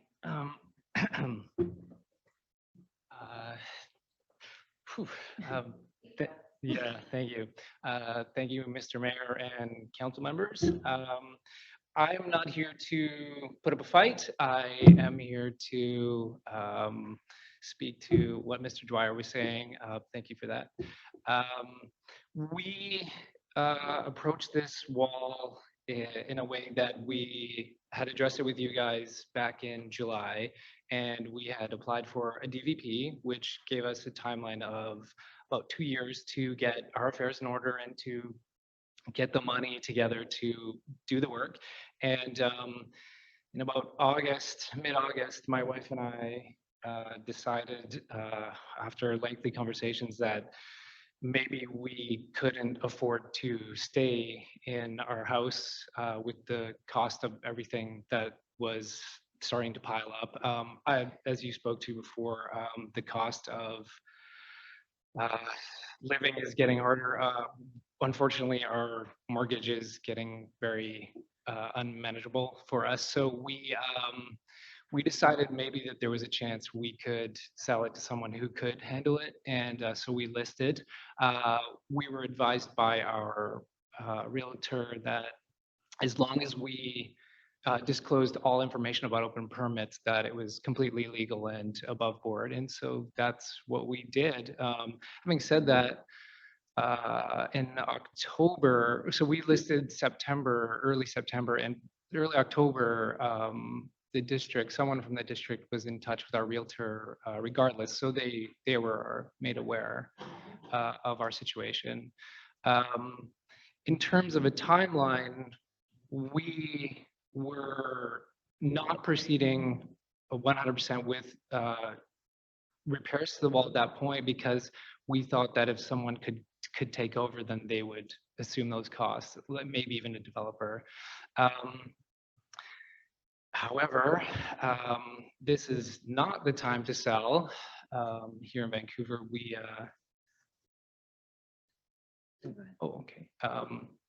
so we took our house off the market and decided to move ahead with all the changes we could make. And that's when we were informed by our geotechnical engineer of record that there was damage to the wall in a way that needed to be addressed. So we immediately took action, and he requested from the district, I think he was in touch with Mr. Dwyer, if we could remove load from the wall for safety reasons. And so before we got permit. And so having been granted that, we removed that load from the wall, and that's where we're at. We're at a point where we are kind of at the mercy of the geotechnical engineer, and then in accordance with that, the contractor, because we don't do this as a vocation. We have no idea of how to do this work. So we're hoping that the geotech engineer can get all the plans in play and submit it to you. I'm hoping that 4 weeks is sufficient. We're not trying to fight anything here. We want to make this safe and secure. The whole point of this wall was, first of all, it was a very big surprise to us to have to build it in the first place. And then we made mistakes along the way, and now we're here. And I just want to say that we want to make sure it's safe. We want to make sure everybody involved is happy, and that we haven't shied away from anything. We've tried to get the variance to work in accordance to what we could minimally do to support the house and property. Unfortunately, it's in a very steep location. Yeah, I just... Hello. Sorry, I just wanted to also say that the goalpost kind of has been moving with the district in regards to the, like after our meeting, we were also added. We were also asked to create a rainwater management system because, again, that was almost another issue here. Speaking to that, our house was built in 1968, and it just drained right off the back and into the canyon. And I doubt there was even a rainwater storm connection back then. So with the building of the wall, that rainwater still goes at top of bank. So we moved it down further so that it wasn't eroding the top of bank as badly. And so now the district has said, well, you should connect to the stormwater stormwater waste management, which hopefully you guys will get all sorted out with how that's working. But on the flip side of that, we've kind of been also given that task of creating a stormwater management system and the bill that comes with that, which is another $10,000 or yeah, I think something. it's It's right. 7 plus repairs and et cetera. So we're trying to get that sorted out, but we are financially strained, and it is. I'd also like to add that actually all of Phyllis is not connected to the stormwater drain. We're the oldest house on the block at the moment, and the other houses were built in 1984 and 1995, I believe, but no one is connected to the storm drain other than the district asking only us to connect. And that's why I was interested to hear kind of the conversation that you both were having regarding the stormwater connection and the issues, especially if everyone's draining out the back or into the septic tanks, I suppose. I think that concludes everything we say. We were just trying to give some context and see how everybody was wanting us to move forward. In the spirit of fairness, so what will happen now is council is allowed to ask clarifying questions. And if you want to come back and add additional comments after that point, you will be permitted the last opportunity to speak before the council makes their decision Okay, thank on the you. matter. So if you want to have a seat. Your worship, can we ask questions of, clarifying questions of the presentation? I'd prefer if you ask the questions to staff if you can, if staff have the answers, but go ahead. What's the nature of the question? Well, what, I'm,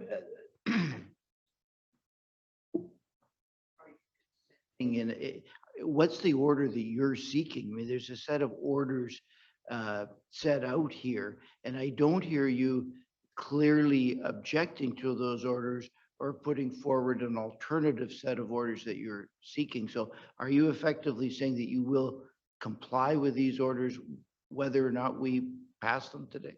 That's what I heard you saying. Notice on title is something that seems like it's something that will be put in play for if we were Put to aside sell. that, Yeah. with respect to the remediations that are Oh, asked remediation. for, I heard you essentially saying that you're in agreement to those, but did I mishear you in that respect?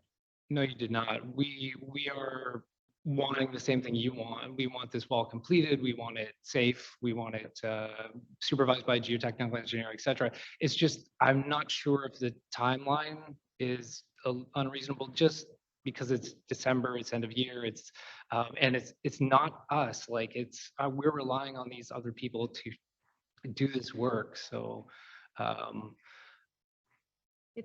don't know if the time frame is reasonable, but the scope of work is absolutely what we want as well. Yeah. So I'd just like to add a conversation with the district regarding the water management and also them getting back to us regarding their plans. I suppose that's also part of it. I don't believe the water management is subject To the wall. to the scope of these orders, so I think that's a different matter. Yeah, is it? Staff clarifying that, because I think that's an important one. It probably It will be a is. significant cost driver as well. Yeah. Brett, can you please speak to both issues? One being, do we have the ability to alter the order to a future date?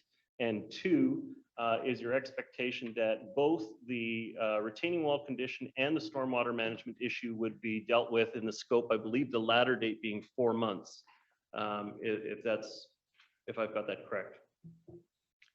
Thank you, Your Worship. It's at council's discretion if they want to entertain changing the date. What staff was recommending, the first part of the resolution with the work, I don't think there would be an issue complying by December 22nd because that's substantially done. All that's outstanding on that, so far as I'm concerned, is a report from the geotechnical engineer of record. The second part of the motion dealing with the building permit complete submission and timely reconstruction of the retaining wall once issued. Again, council could change those dates to a large extent. The owners are to an extent at the whim of the geotechnical engineer of record and whether they can get the information that's required. There has been some discussion about a stormwater management plan. It's been pointed out that those properties on the east side of that cul-de-sac on Phillip Road do not connect to the the municipal system. There are no connections there. Given that there's an additional load placed at the top of the slope, staff are recommending a stormwater management plan to ensure that that's safe with that additional load. I did have a conversation via email today with the geotechnical engineer of record about meeting as soon as possible so we can start discussing options that would be acceptable to staff to fulfill the building permit requirements. So I just want to be clear, the stormwater management plan is not a condition of this order. Is that correct, Mr. Dwyer? It is a requirement of the building permit process, so which is contained in the second part of the order. So the building permit that is required under section 2C would automatically trigger a stormwater management part. So it is your understanding that in order to comply with section 2C of the order, they would have to do a stormwater management plan. Is that correct? That's correct, to B and C. Okay. Thank you very much. Any other clarifying questions from council? Councillor Meary? Mr. Dwyer, can you just advise as to the issue of the original development variance permit that was issued on July 4th? On November 2nd, this report was written, and the time that the applicants referred to was 2 years in their submission. In the staff report, it says staff contact the property owners. This is on page 3 of the report. Staff contacted the property owners and outlined the outstanding building permit requirements, which I understand would have looked at that stormwater management system in order for the permits to be issued. And to date, as of November 2nd, all outstanding documents had not been received. So can you just elaborate on the comment in regards to 2 years? Thank you, through your worship. Please. Staff's expectation certainly was that after the development variance permit was approved, that the applicant would move along in a timely manner to obtain the required permits and undertake the work. Again, I can't speak on behalf of the owners, but a development variance permit is issued and is valid for 2 years. So that may be where the expectation of the 2 years came from. Thank you. That's my question. Council, any further questions on the matter? Okay, so I'm inclined to, having heard the hardship concerns expressed by the owner, I'm inclined to move the order with one amendment and that, two amendments, that be the items 2A and 2B moved from December 22nd to 60 days from the time of the order. So that initial compliance, which it sounds like they've almost entirely completed already, but I do recognize that it can be hard to secure people through the Christmas season. And so. What would that date be then? Do you prefer a set date rather than 60 days from issuance? But what about January 22nd, just adding a month? January 22nd, adding a month. That would meet your requirements. I think with the load being removed from the retaining wall, I think it's reasonable to suggest that probably some of the risk is mitigated and that their hardship case is reasonable. So I'm going to be moving this order with those two amendments that instead of 2A being December 22nd, it would be January 22nd. And instead of 2B starting with December 22nd, 2022, it would go to January 22nd, 2023. January 22nd is a Sunday. Are you okay with that? Or? January 23rd, There you 2023. I see heads nodding around. Okay, in both cases, it'll be January 23, 2023. Seconded. Any other discussion on the order? Councillor Ma? It sounds really reasonable. I just want staff to comment on whether there's any additional risk to any neighboring properties with a delay. Mr. Dwyer? I'm not a geotechnical engineer, but I have spoken to the geotechnical engineer and they advised me that the work that has been done has primarily addressed his concerns. I don't expect there's a significant risk now. It's certainly been reduced if there was a risk. And I've been advised that the report summarizing the work that's been done and including a safe certification will be submitted shortly, I expect this week. Okay, thank you very much. I see no further questions at this time, so I'm going to call the question of council. All those in favor? Contrary minded? Motion carries. Thank you very much. Obviously, our goal is compliance. I hope the order is clear for you and that staff are able to work with you promptly. Thank you very much. The next item that we have for discussion this evening, council, is item 8.7. This is the UBCM Community Emergency Preparedness Fund 2022 Disaster Risk Reduction and Climate Action. At this point, do we have any comment from staff? I don't. Oh, we have Emily Dickon joining us virtually here today. Emily, do you have some opening comments on the matter? Thank you, Mayor Little, for having me this evening and council. No other comments other than to say that this is a really profound opportunity for us to look at how we actually move beyond disaster response and start to look at disaster risk reduction and really align towards the Sendai framework. We're working really closely with the climate action team, both within the District of North Vancouver, but also across the other 3 municipalities and with the 2 First Nations.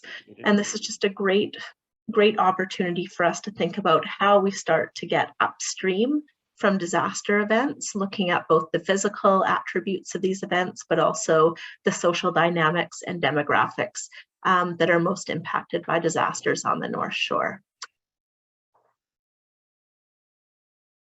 Great. Thank you very much. Members of council looking for your direction on the matter? Thank you. Moved by Councillor Murray, second by Councillor Back. Any additional comments, Councillor Murray? Well, I was just going to say it's timely. I recall a news piece where Chief Thomas was interviewed in regards to emergency response within First Nations and the amount of funding. There's never enough funding. I've sat on Nassim for many years, along with the mayor, and there's really, we have so much work to do. Still, all of our communities have a lot of work to do. We're in good hands with Ms. Dickon. But I think that we really need to start, elevating the level of communication too within our community and getting out there, to make sure that people are prepared. And, I look forward to another opportunity of discussion with our emergency management director to talk about these issues and how we're going to continue to communicate with the sorry, I'm not, Medi is going to be mad at me because I'm not speaking into my mic. How we communicate being prepared and within a natural disaster and making sure that our community is prepared from an individual perspective.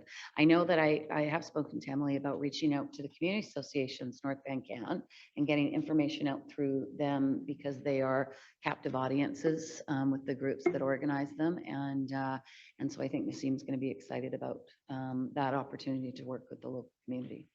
Thank you. Thank you very much, Councillor Murray. Councillor Back, I believe you were the seconder on the motion. Okay.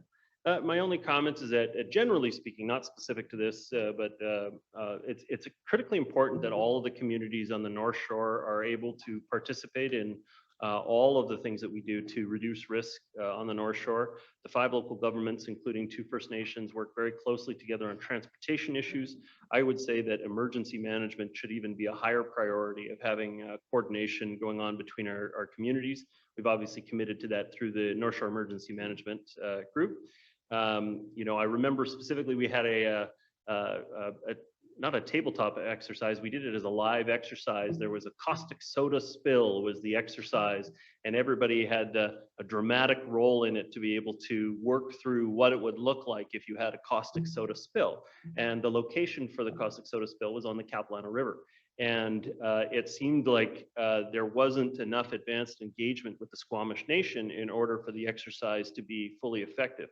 And so it's critically important for all of us to be coordinating on the same footing so that when that emergency comes, we all have the ability to work without barriers in place between our organizations. So I'm supportive of this. Thank you very much. Any other members of council wishing to comment on the matter?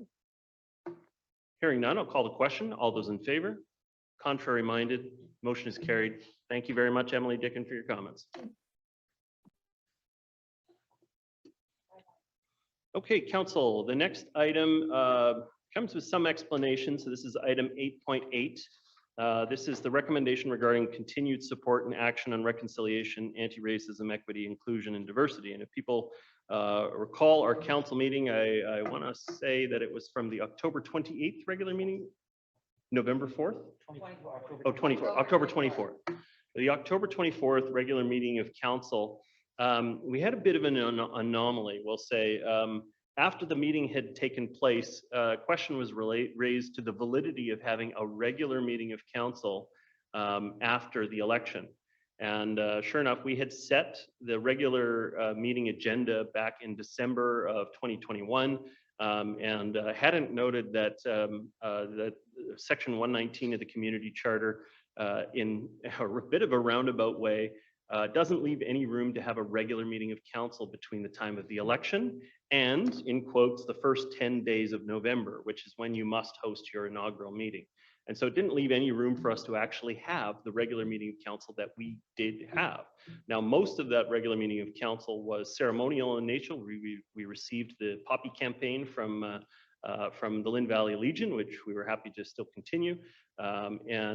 We received, there was another group that came forward, but the substantive business item of that meeting was this recommendation from Councillor Curran. That was to be Councillor Curran's last meeting as a councillor, as she didn't seek re-election in this most recent election. And so she put forward this report and recommendation. Unfortunately, with that meeting being struck, it left us in a situation where that item had to come back again in order to become a policy with the district. So Councillor Back has brought the matter forward for consideration. It's still under the pen of Councillor Curran, and that's completely fine. But we are considering this matter for a second time, although the first time unofficially never happened. So I'd like to express my apologies for that meeting not being caught ahead of time, that we were offside on that. Oddly, you can actually have a special meeting of council during that period of time. You're just not allowed to have a regular meeting of council. And so us policy nerds got to have a debate about the description in the charter over that, but came to the conclusion it had to be struck. So here we are. It's been reintroduced by Councillor Back. Councillor Back, I'll seek you as the mover of the motion. Is that okay? Is there a seconder on the motion? Councillor Ma. Further discussion on the matter. Councillor Back. Thank you, Your Worship. Yeah, not too much to discuss here. We did, as you highlighted, have a good chance to discuss this back in October, but important work. Much of it is already well underway in terms of the Coalition of Inclusive Municipalities, which we signed on to last term of council.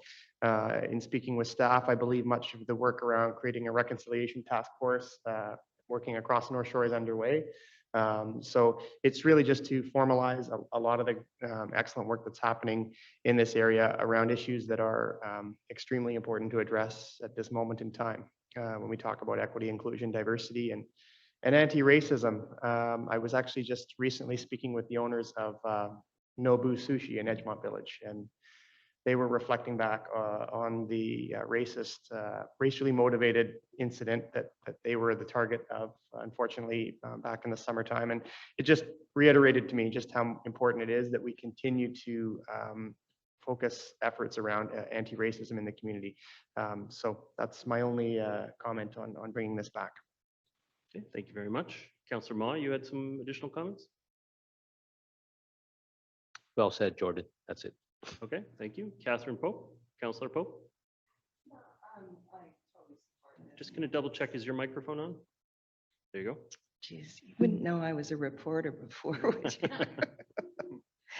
Totally support this super important work. I just have a couple of questions about the actual wording, and I hope this isn't a problem. I'm wondering, the wording is the formation in the first section is the formation of an internal committee. And you had mentioned that this work was already underway, that staff is already doing this work. Is that definition of an internal committee, is that within the building here, or is that within staff here?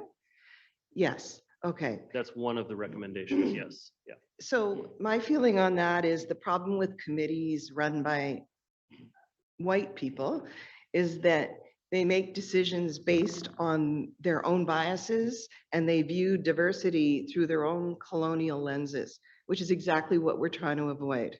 And the reason for having a committee like this is to obviously, reduce racism and incorporate equity, inclusion, and diversity. And the problem is that I don't know exactly what the percentage is of diversity within the District of North Van. I only know that visually, when I look around, it seems very, very heavily weighted in favor of mostly white people. And so I'm concerned that this internal committee is not inclusive enough. And I'm wondering if it can be. I'm wondering if what the solution here would be, like to invite a consultant who's an expert in equity to have some input on that. And that goes for the second part of the question as well, which is the reconciliation task force.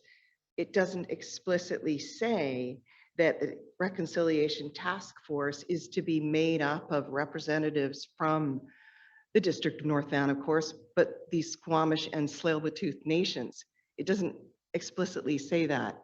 And I think that any reconciliation task force that we have should, of course, include those people. And I'm super interested in what other councillors might have to say about this. Okay, thank you. I think you have a response from Mr. Stewart. Yes, Your Worship. In fact, much of this work was advanced prior to the report coming forward. And so certainly the conversations that we're having with First Nations on the North Shore and the other two municipalities are consistent with forming a group that would involve them as well. And then it's a question of how else to involve other people. In terms of dealing with the internal committee, I think that's really just to sharpen our focus. But certainly we can provide information to council as to the diversity of the people that are on the committee, if that's a concern. And we can in fact focus that when we go out to the organization to encourage those who aren't one part of stereotype and try to get them involved. And then I think the question is then going to be, well, how does that look as we go external at some point? But right now, I think we're just trying to get ourselves a little more organized. We've done a lot of training with the internal committee, but I can work with staff to make sure we've got a diverse representation of that committee. Thank you. Councillor Murray, your comments? Thank you very much. I think within the report, under the analysis, I'll tell you at the beginning of this term, all municipalities are looking at all sorts of ways to, address the issues of diversity, discrimination in our workplaces, in our communities, reconciliation. We've never done as much work as we've done in the last 4 years. Metro Vancouver has gone through multiple workshops. We've had multiple workshops within the municipality as councillors on the Rec Commission, for instance. Last week, Councillor Forbes and I at our regular Rec Commission meeting were presented with a program called, and I want to make sure it's right, DEI, and it's looking at I'll actually forward all of you the report. North Vancouver Rec Commission and Culture is committed to providing an inclusive, innovative, respectful, and supportive environment in our efforts to improve the health and well-being of all North Vancouver individuals, families, and communities. In 2020, the continuing injustices and inequities in society were brought to light following a number of shocking and upsetting incidences involving people of color and the 2S LGBTQIA plus two-spirit, lesbian, gay, bisexual, transgender, queer, questioning, intersex, asexual, plus other affirming sexual orientations and gender identities in our community. North Vancouver Rec Commission recognizes its responsibility in confronting and addressing systematic racism and discrimination, and committed to investing resources to become a more inclusive organization. They have an internal committee that is working on this. We had a presentation to our board, and then they're going to be working with their partners, including reaching out to the municipalities. So it's an evolution. All of this is an evolution that we're working forward. Can we do better? Absolutely. Are we going to be, is that going to be our focus going forward? Absolutely, because we want to make everybody feel, that equality and diversity exists in our community. So, yeah, so how we do it is we each put our hand up, so that you got to put the little, and then you get to talk a second time, and the mayor will let you know when. I still have 1 minute and 34 seconds. Right. So this is a lot of work that we've been doing over the years, and we will continue to do that work moving forward. Reconciliation as well, working with our First Nations and building a relationship with our First Nations, and that relationship is built on, respect and trust. And that is not done by emotion. That is done by years of committing to one another and listening to one another, and building those relationships, and expressing our thoughts and being honest. And so I continue to look forward to all of this work. I find it's overwhelming for me. It's very emotional for me, and I know our staff is committed to making sure that we have a safe workplace for people to come and do business, and that our community feels respected and safe as well. So I thank you for Councillor Beck to bring back the motion and the kerfuffle that we had with the October 24th, and I look forward to moving forward with all of this. Very much. Councillor Pope, second time. Yeah, so I know all that. The work is significant. Everybody's doing significant work. Everybody's talking about doing significant work. I just want to remind this council and the staff that the basic tenet of reconciliation and UNDRIP is nothing about us without us. And that means that we don't sit in committees filled with a bunch of us and not include them. They must be included. They must be included in task forces and special committees, and especially any committees that are making any decisions about their future. That's all I have to say. Thank you very much. Okay, I see no further speakers at this time. Okay, it's been moved and seconded. Call a question on the motion. All those in favor? Contrary minded? Motion carries. Thank you very much. Okay, the next item is item 8.9. This was originally on our inaugural meeting agenda. It was, I believe it was item 8.2 on the inaugural meeting agenda, if memory serves. And so people who are watching the agenda tonight and wondering why it's not in the package, that's where you'll have to look for it, is the November, sorry, what was the date of our inaugural meeting? 7th? No, November 7th. You'd have to go to our website to the November 7th meeting in order to be able to find the report, because this item was forwarded from that time. Basically, this is every year officially, but we definitely do it at the time we have a new council. The council gets to pick a representative for the main board of Metro Vancouver, and that person is there to represent our community to that organization. In the first year, in 2018, I served in this role. In 2019 through 2022, Councillor Murray served in this role. At this point, I'm going to be recommending that Councillor Murray continue in her role as our representative and director on Metro Vancouver. And I would be also recommending that I sit as the alternate to Councillor Murray if Councillor Murray is not able to attend those meetings. I'm happy to second that motion. Seconded by Councillor Hanson. Thank you very much. And just discussion on it. I think Councillor Murray has done an admirable job working with Metro Vancouver staff and other members of the main board.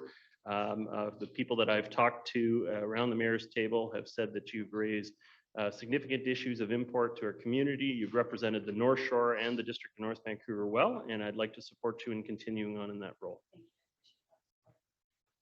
Councillor Hanson, further comments on the matter? No further comments. I've heard nothing but praise for Councillor Murray's excellent work in that capacity. And Councillor Murray has been 9 times elected, certainly has the experience of local government to serve effectively in that role. So thank you for your service. Thank you, Councillor Hanson. Councillor Back, your comments? Thank you, Your Worship. So it is a little bit of an anomaly across the region that we don't have our mayor as our representative on the Metro board. And I know that you've highlighted in the last term of council that it was largely due to your commitments with other committees. I'm just wondering what your reason is today for not wanting, and this is no reflection of Councillor Murray's performance and in her representation of us, but just wondering what your reason is today for not wanting to be our representative on the Metro board at what I feel is really a critical time in our region, given the number of large capital projects that we're facing, talked about earlier in the agenda when we were talking about utility rates and things like that. So just wonder if you could just expand a little bit and explain to the public why the mayor of the district is not the representative on the Metro board. That's fair. I would say over half of the Metro main board is actually councillors and or electoral area directors. It's not just mayors that make up the committee, obviously. For communities that tend to only have 1 vote on there, they do tend to be mayors on there. There's no question that in 2019, I ended up on 14 different committees out of the gate between TransLink and Metro Vancouver.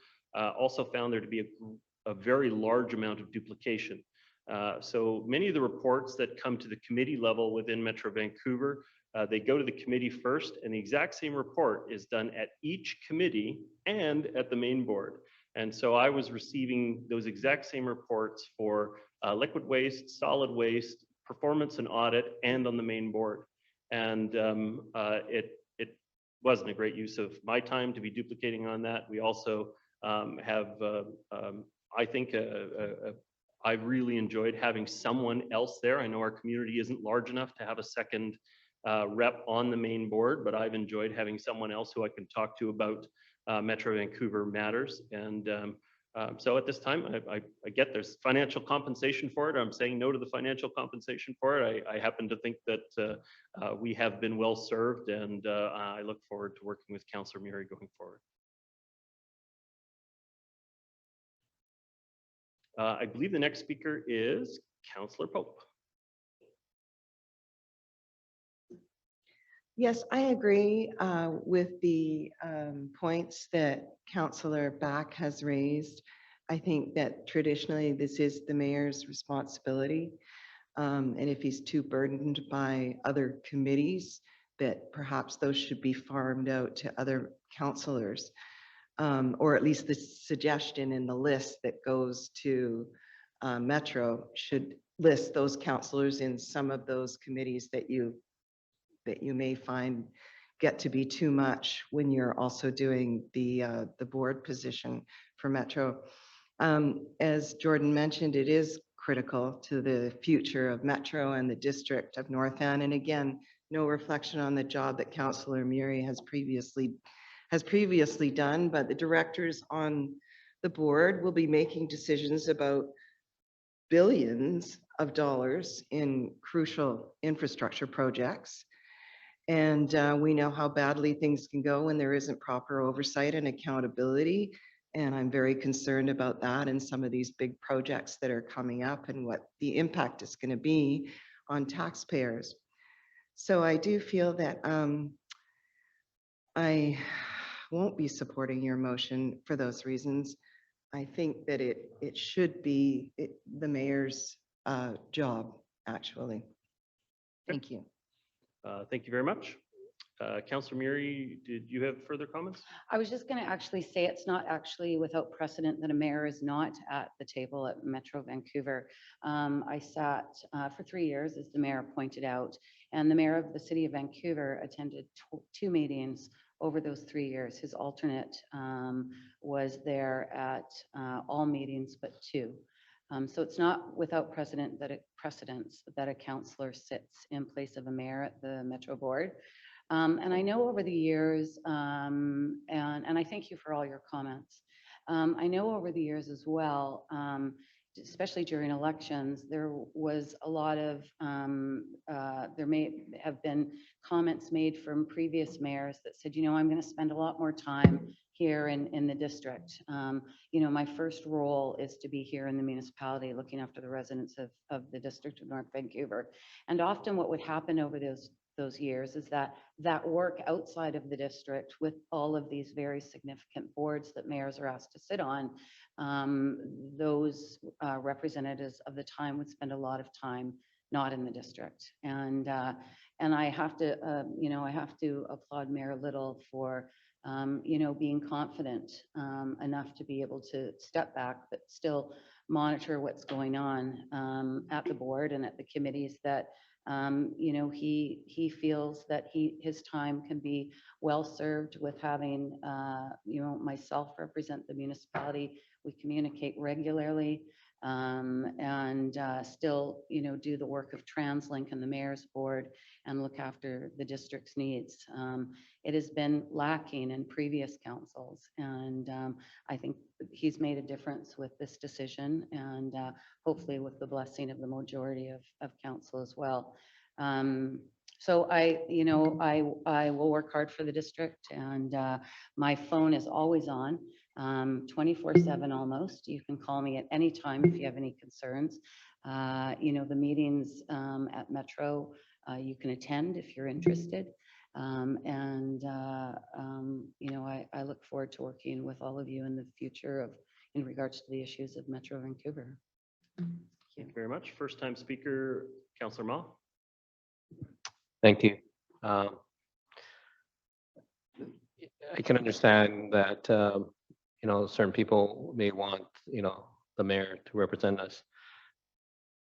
I support Mayor Little's decision, or I support Mayor Little to make that decision. I also know that when I counted the number of mayors and councillors on the Metro Van board, it is split 50-50. And I also have worked with Councillor Murray, I don't know, 15 years. She's a strong advocate for the district. We may not always agree, but I know that she does put the district first. So I will support this. Thank you. Thank you, Councillor Ma. Second time speaker, Councillor Pope, or was that from before? Okay. All right. I see no further speakers on the matter, so I'm going to call the question.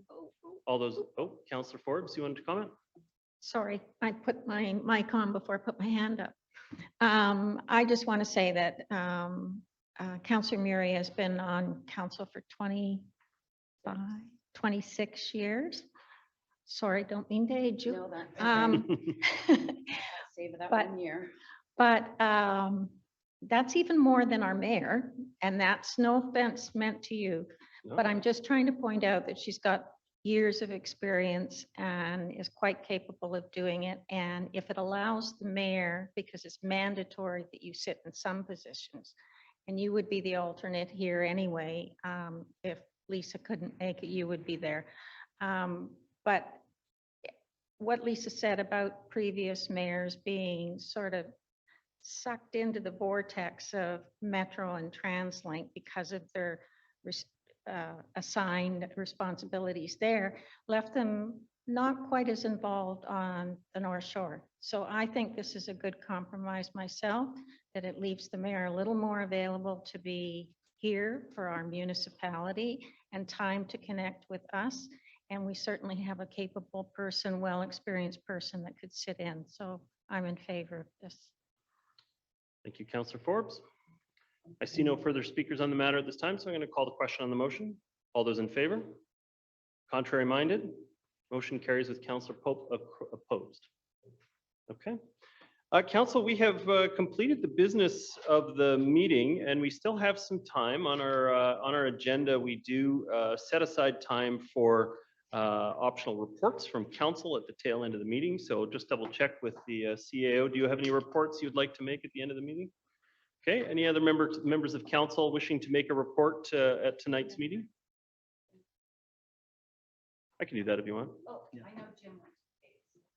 Okay, so I guess I'll start. I'm going to be, so on Remembrance Day, we had obviously a very well-attended event down at Victoria Park in the city of North Vancouver, which was done by the North Shore Veterans Council. So that is a combined group that sets aside that event. I had a wonderful opportunity to chat with a representative from the Veterans Affairs Canada. So she was a national director and she was out here for a visit and was very well aware that we are typically the second or third largest Remembrance Day ceremony in the country. And typically, so Ottawa has theirs, and the city of Vancouver and us have about a similar number of participants. The good news is because our community is very actively engaged in it. We have 3 separate locations that we participate in, so it's actually even larger than what's represented at Victoria Park. The sad news in that is that a number of provinces in Canada still do not recognize Remembrance Day as a statutory holiday. And so it not only has to be a federal statutory holiday, your provincial labor code sets out whether or not the province observes it or not. And so in Ontario, it's not a day off work or a day off school, and a number of other provinces. And so that's why we tend to end up in the top 2 or 3 ceremonies. Plus, it's also very well organized and attended and a fantastic event. It was a great pleasure to stand on behalf of the district at the front of the organization. And then again, as the group recessed, we took up a spot on the dais on Lonsdale and watched the services parade past us, including our own fire department looked fantastic as they were marching through up the street as well. So my hat is off to the North Shore Veterans Council for all the work they do organizing that event. It was very appropriately recognized the importance of that occasion. Councillor Hanson? Yeah, I could just say that I attended as your delegate at the event in Gates Park and laid the wreath on behalf of the district. And again, that was extremely well attended. I thought a very appropriate and moving service that was attended and appreciated by many. Thank you. Thank you very much. Okay, any other reports that members of council should make? Councillor Miriam? Oh, and I was just going to say that's in partnership with the Bard Yacht Club that does the Kates Park ceremony as well. So we want to thank them. But I did want to just ask Mr. Stewart when we will be releasing information in regards to the power outage in the Seymour, just sort of more of the details of what occurred to the general community. I know we sort of did a bit of a high level, but there was a report that came from staff, and I'm wondering if we can provide that to the community so they have a better understanding as to what occurred, because I do understand it was one of the most significant events in the province during that storm. I can work with communications and follow up with councils.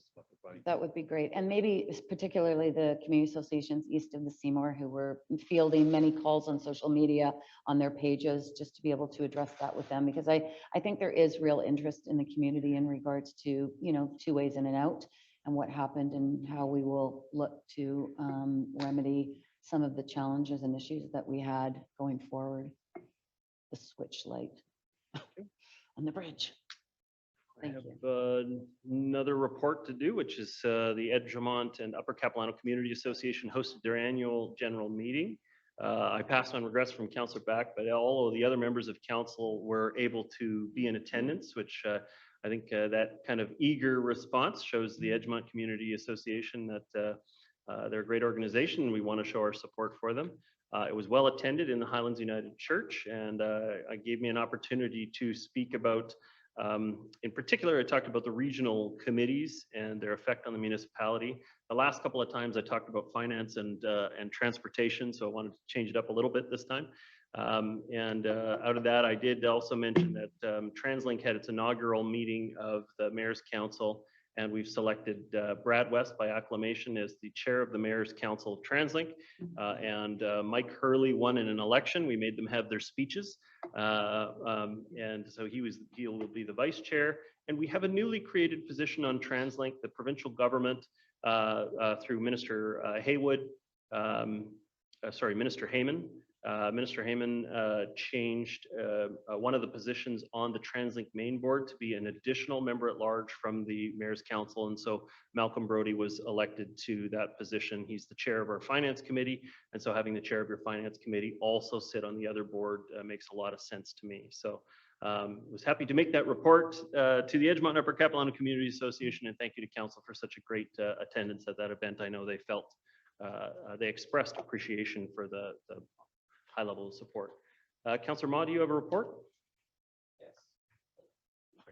Yes, after the Edgemont Upper Cap Community Association's AGM, I actually stopped by the North Shore Restorative Justice Gala.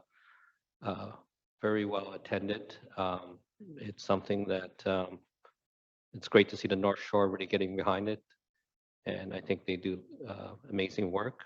They've expanded. I believe they have now 12 staff. So it's a really growing organization that's going to make a positive impact in the community. So great. Excellent.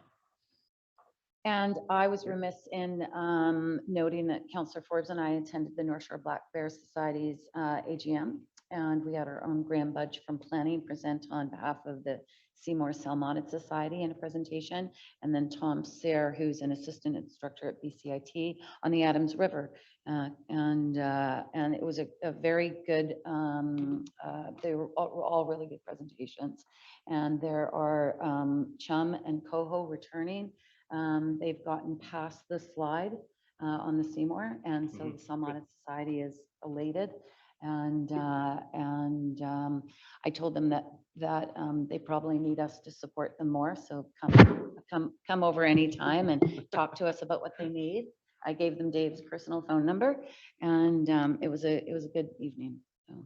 Well, it's good news. Glad to see the salmon returning to the upper part there. If I was going to do any more reports, I would say I attended FANS, which is the fine arts night.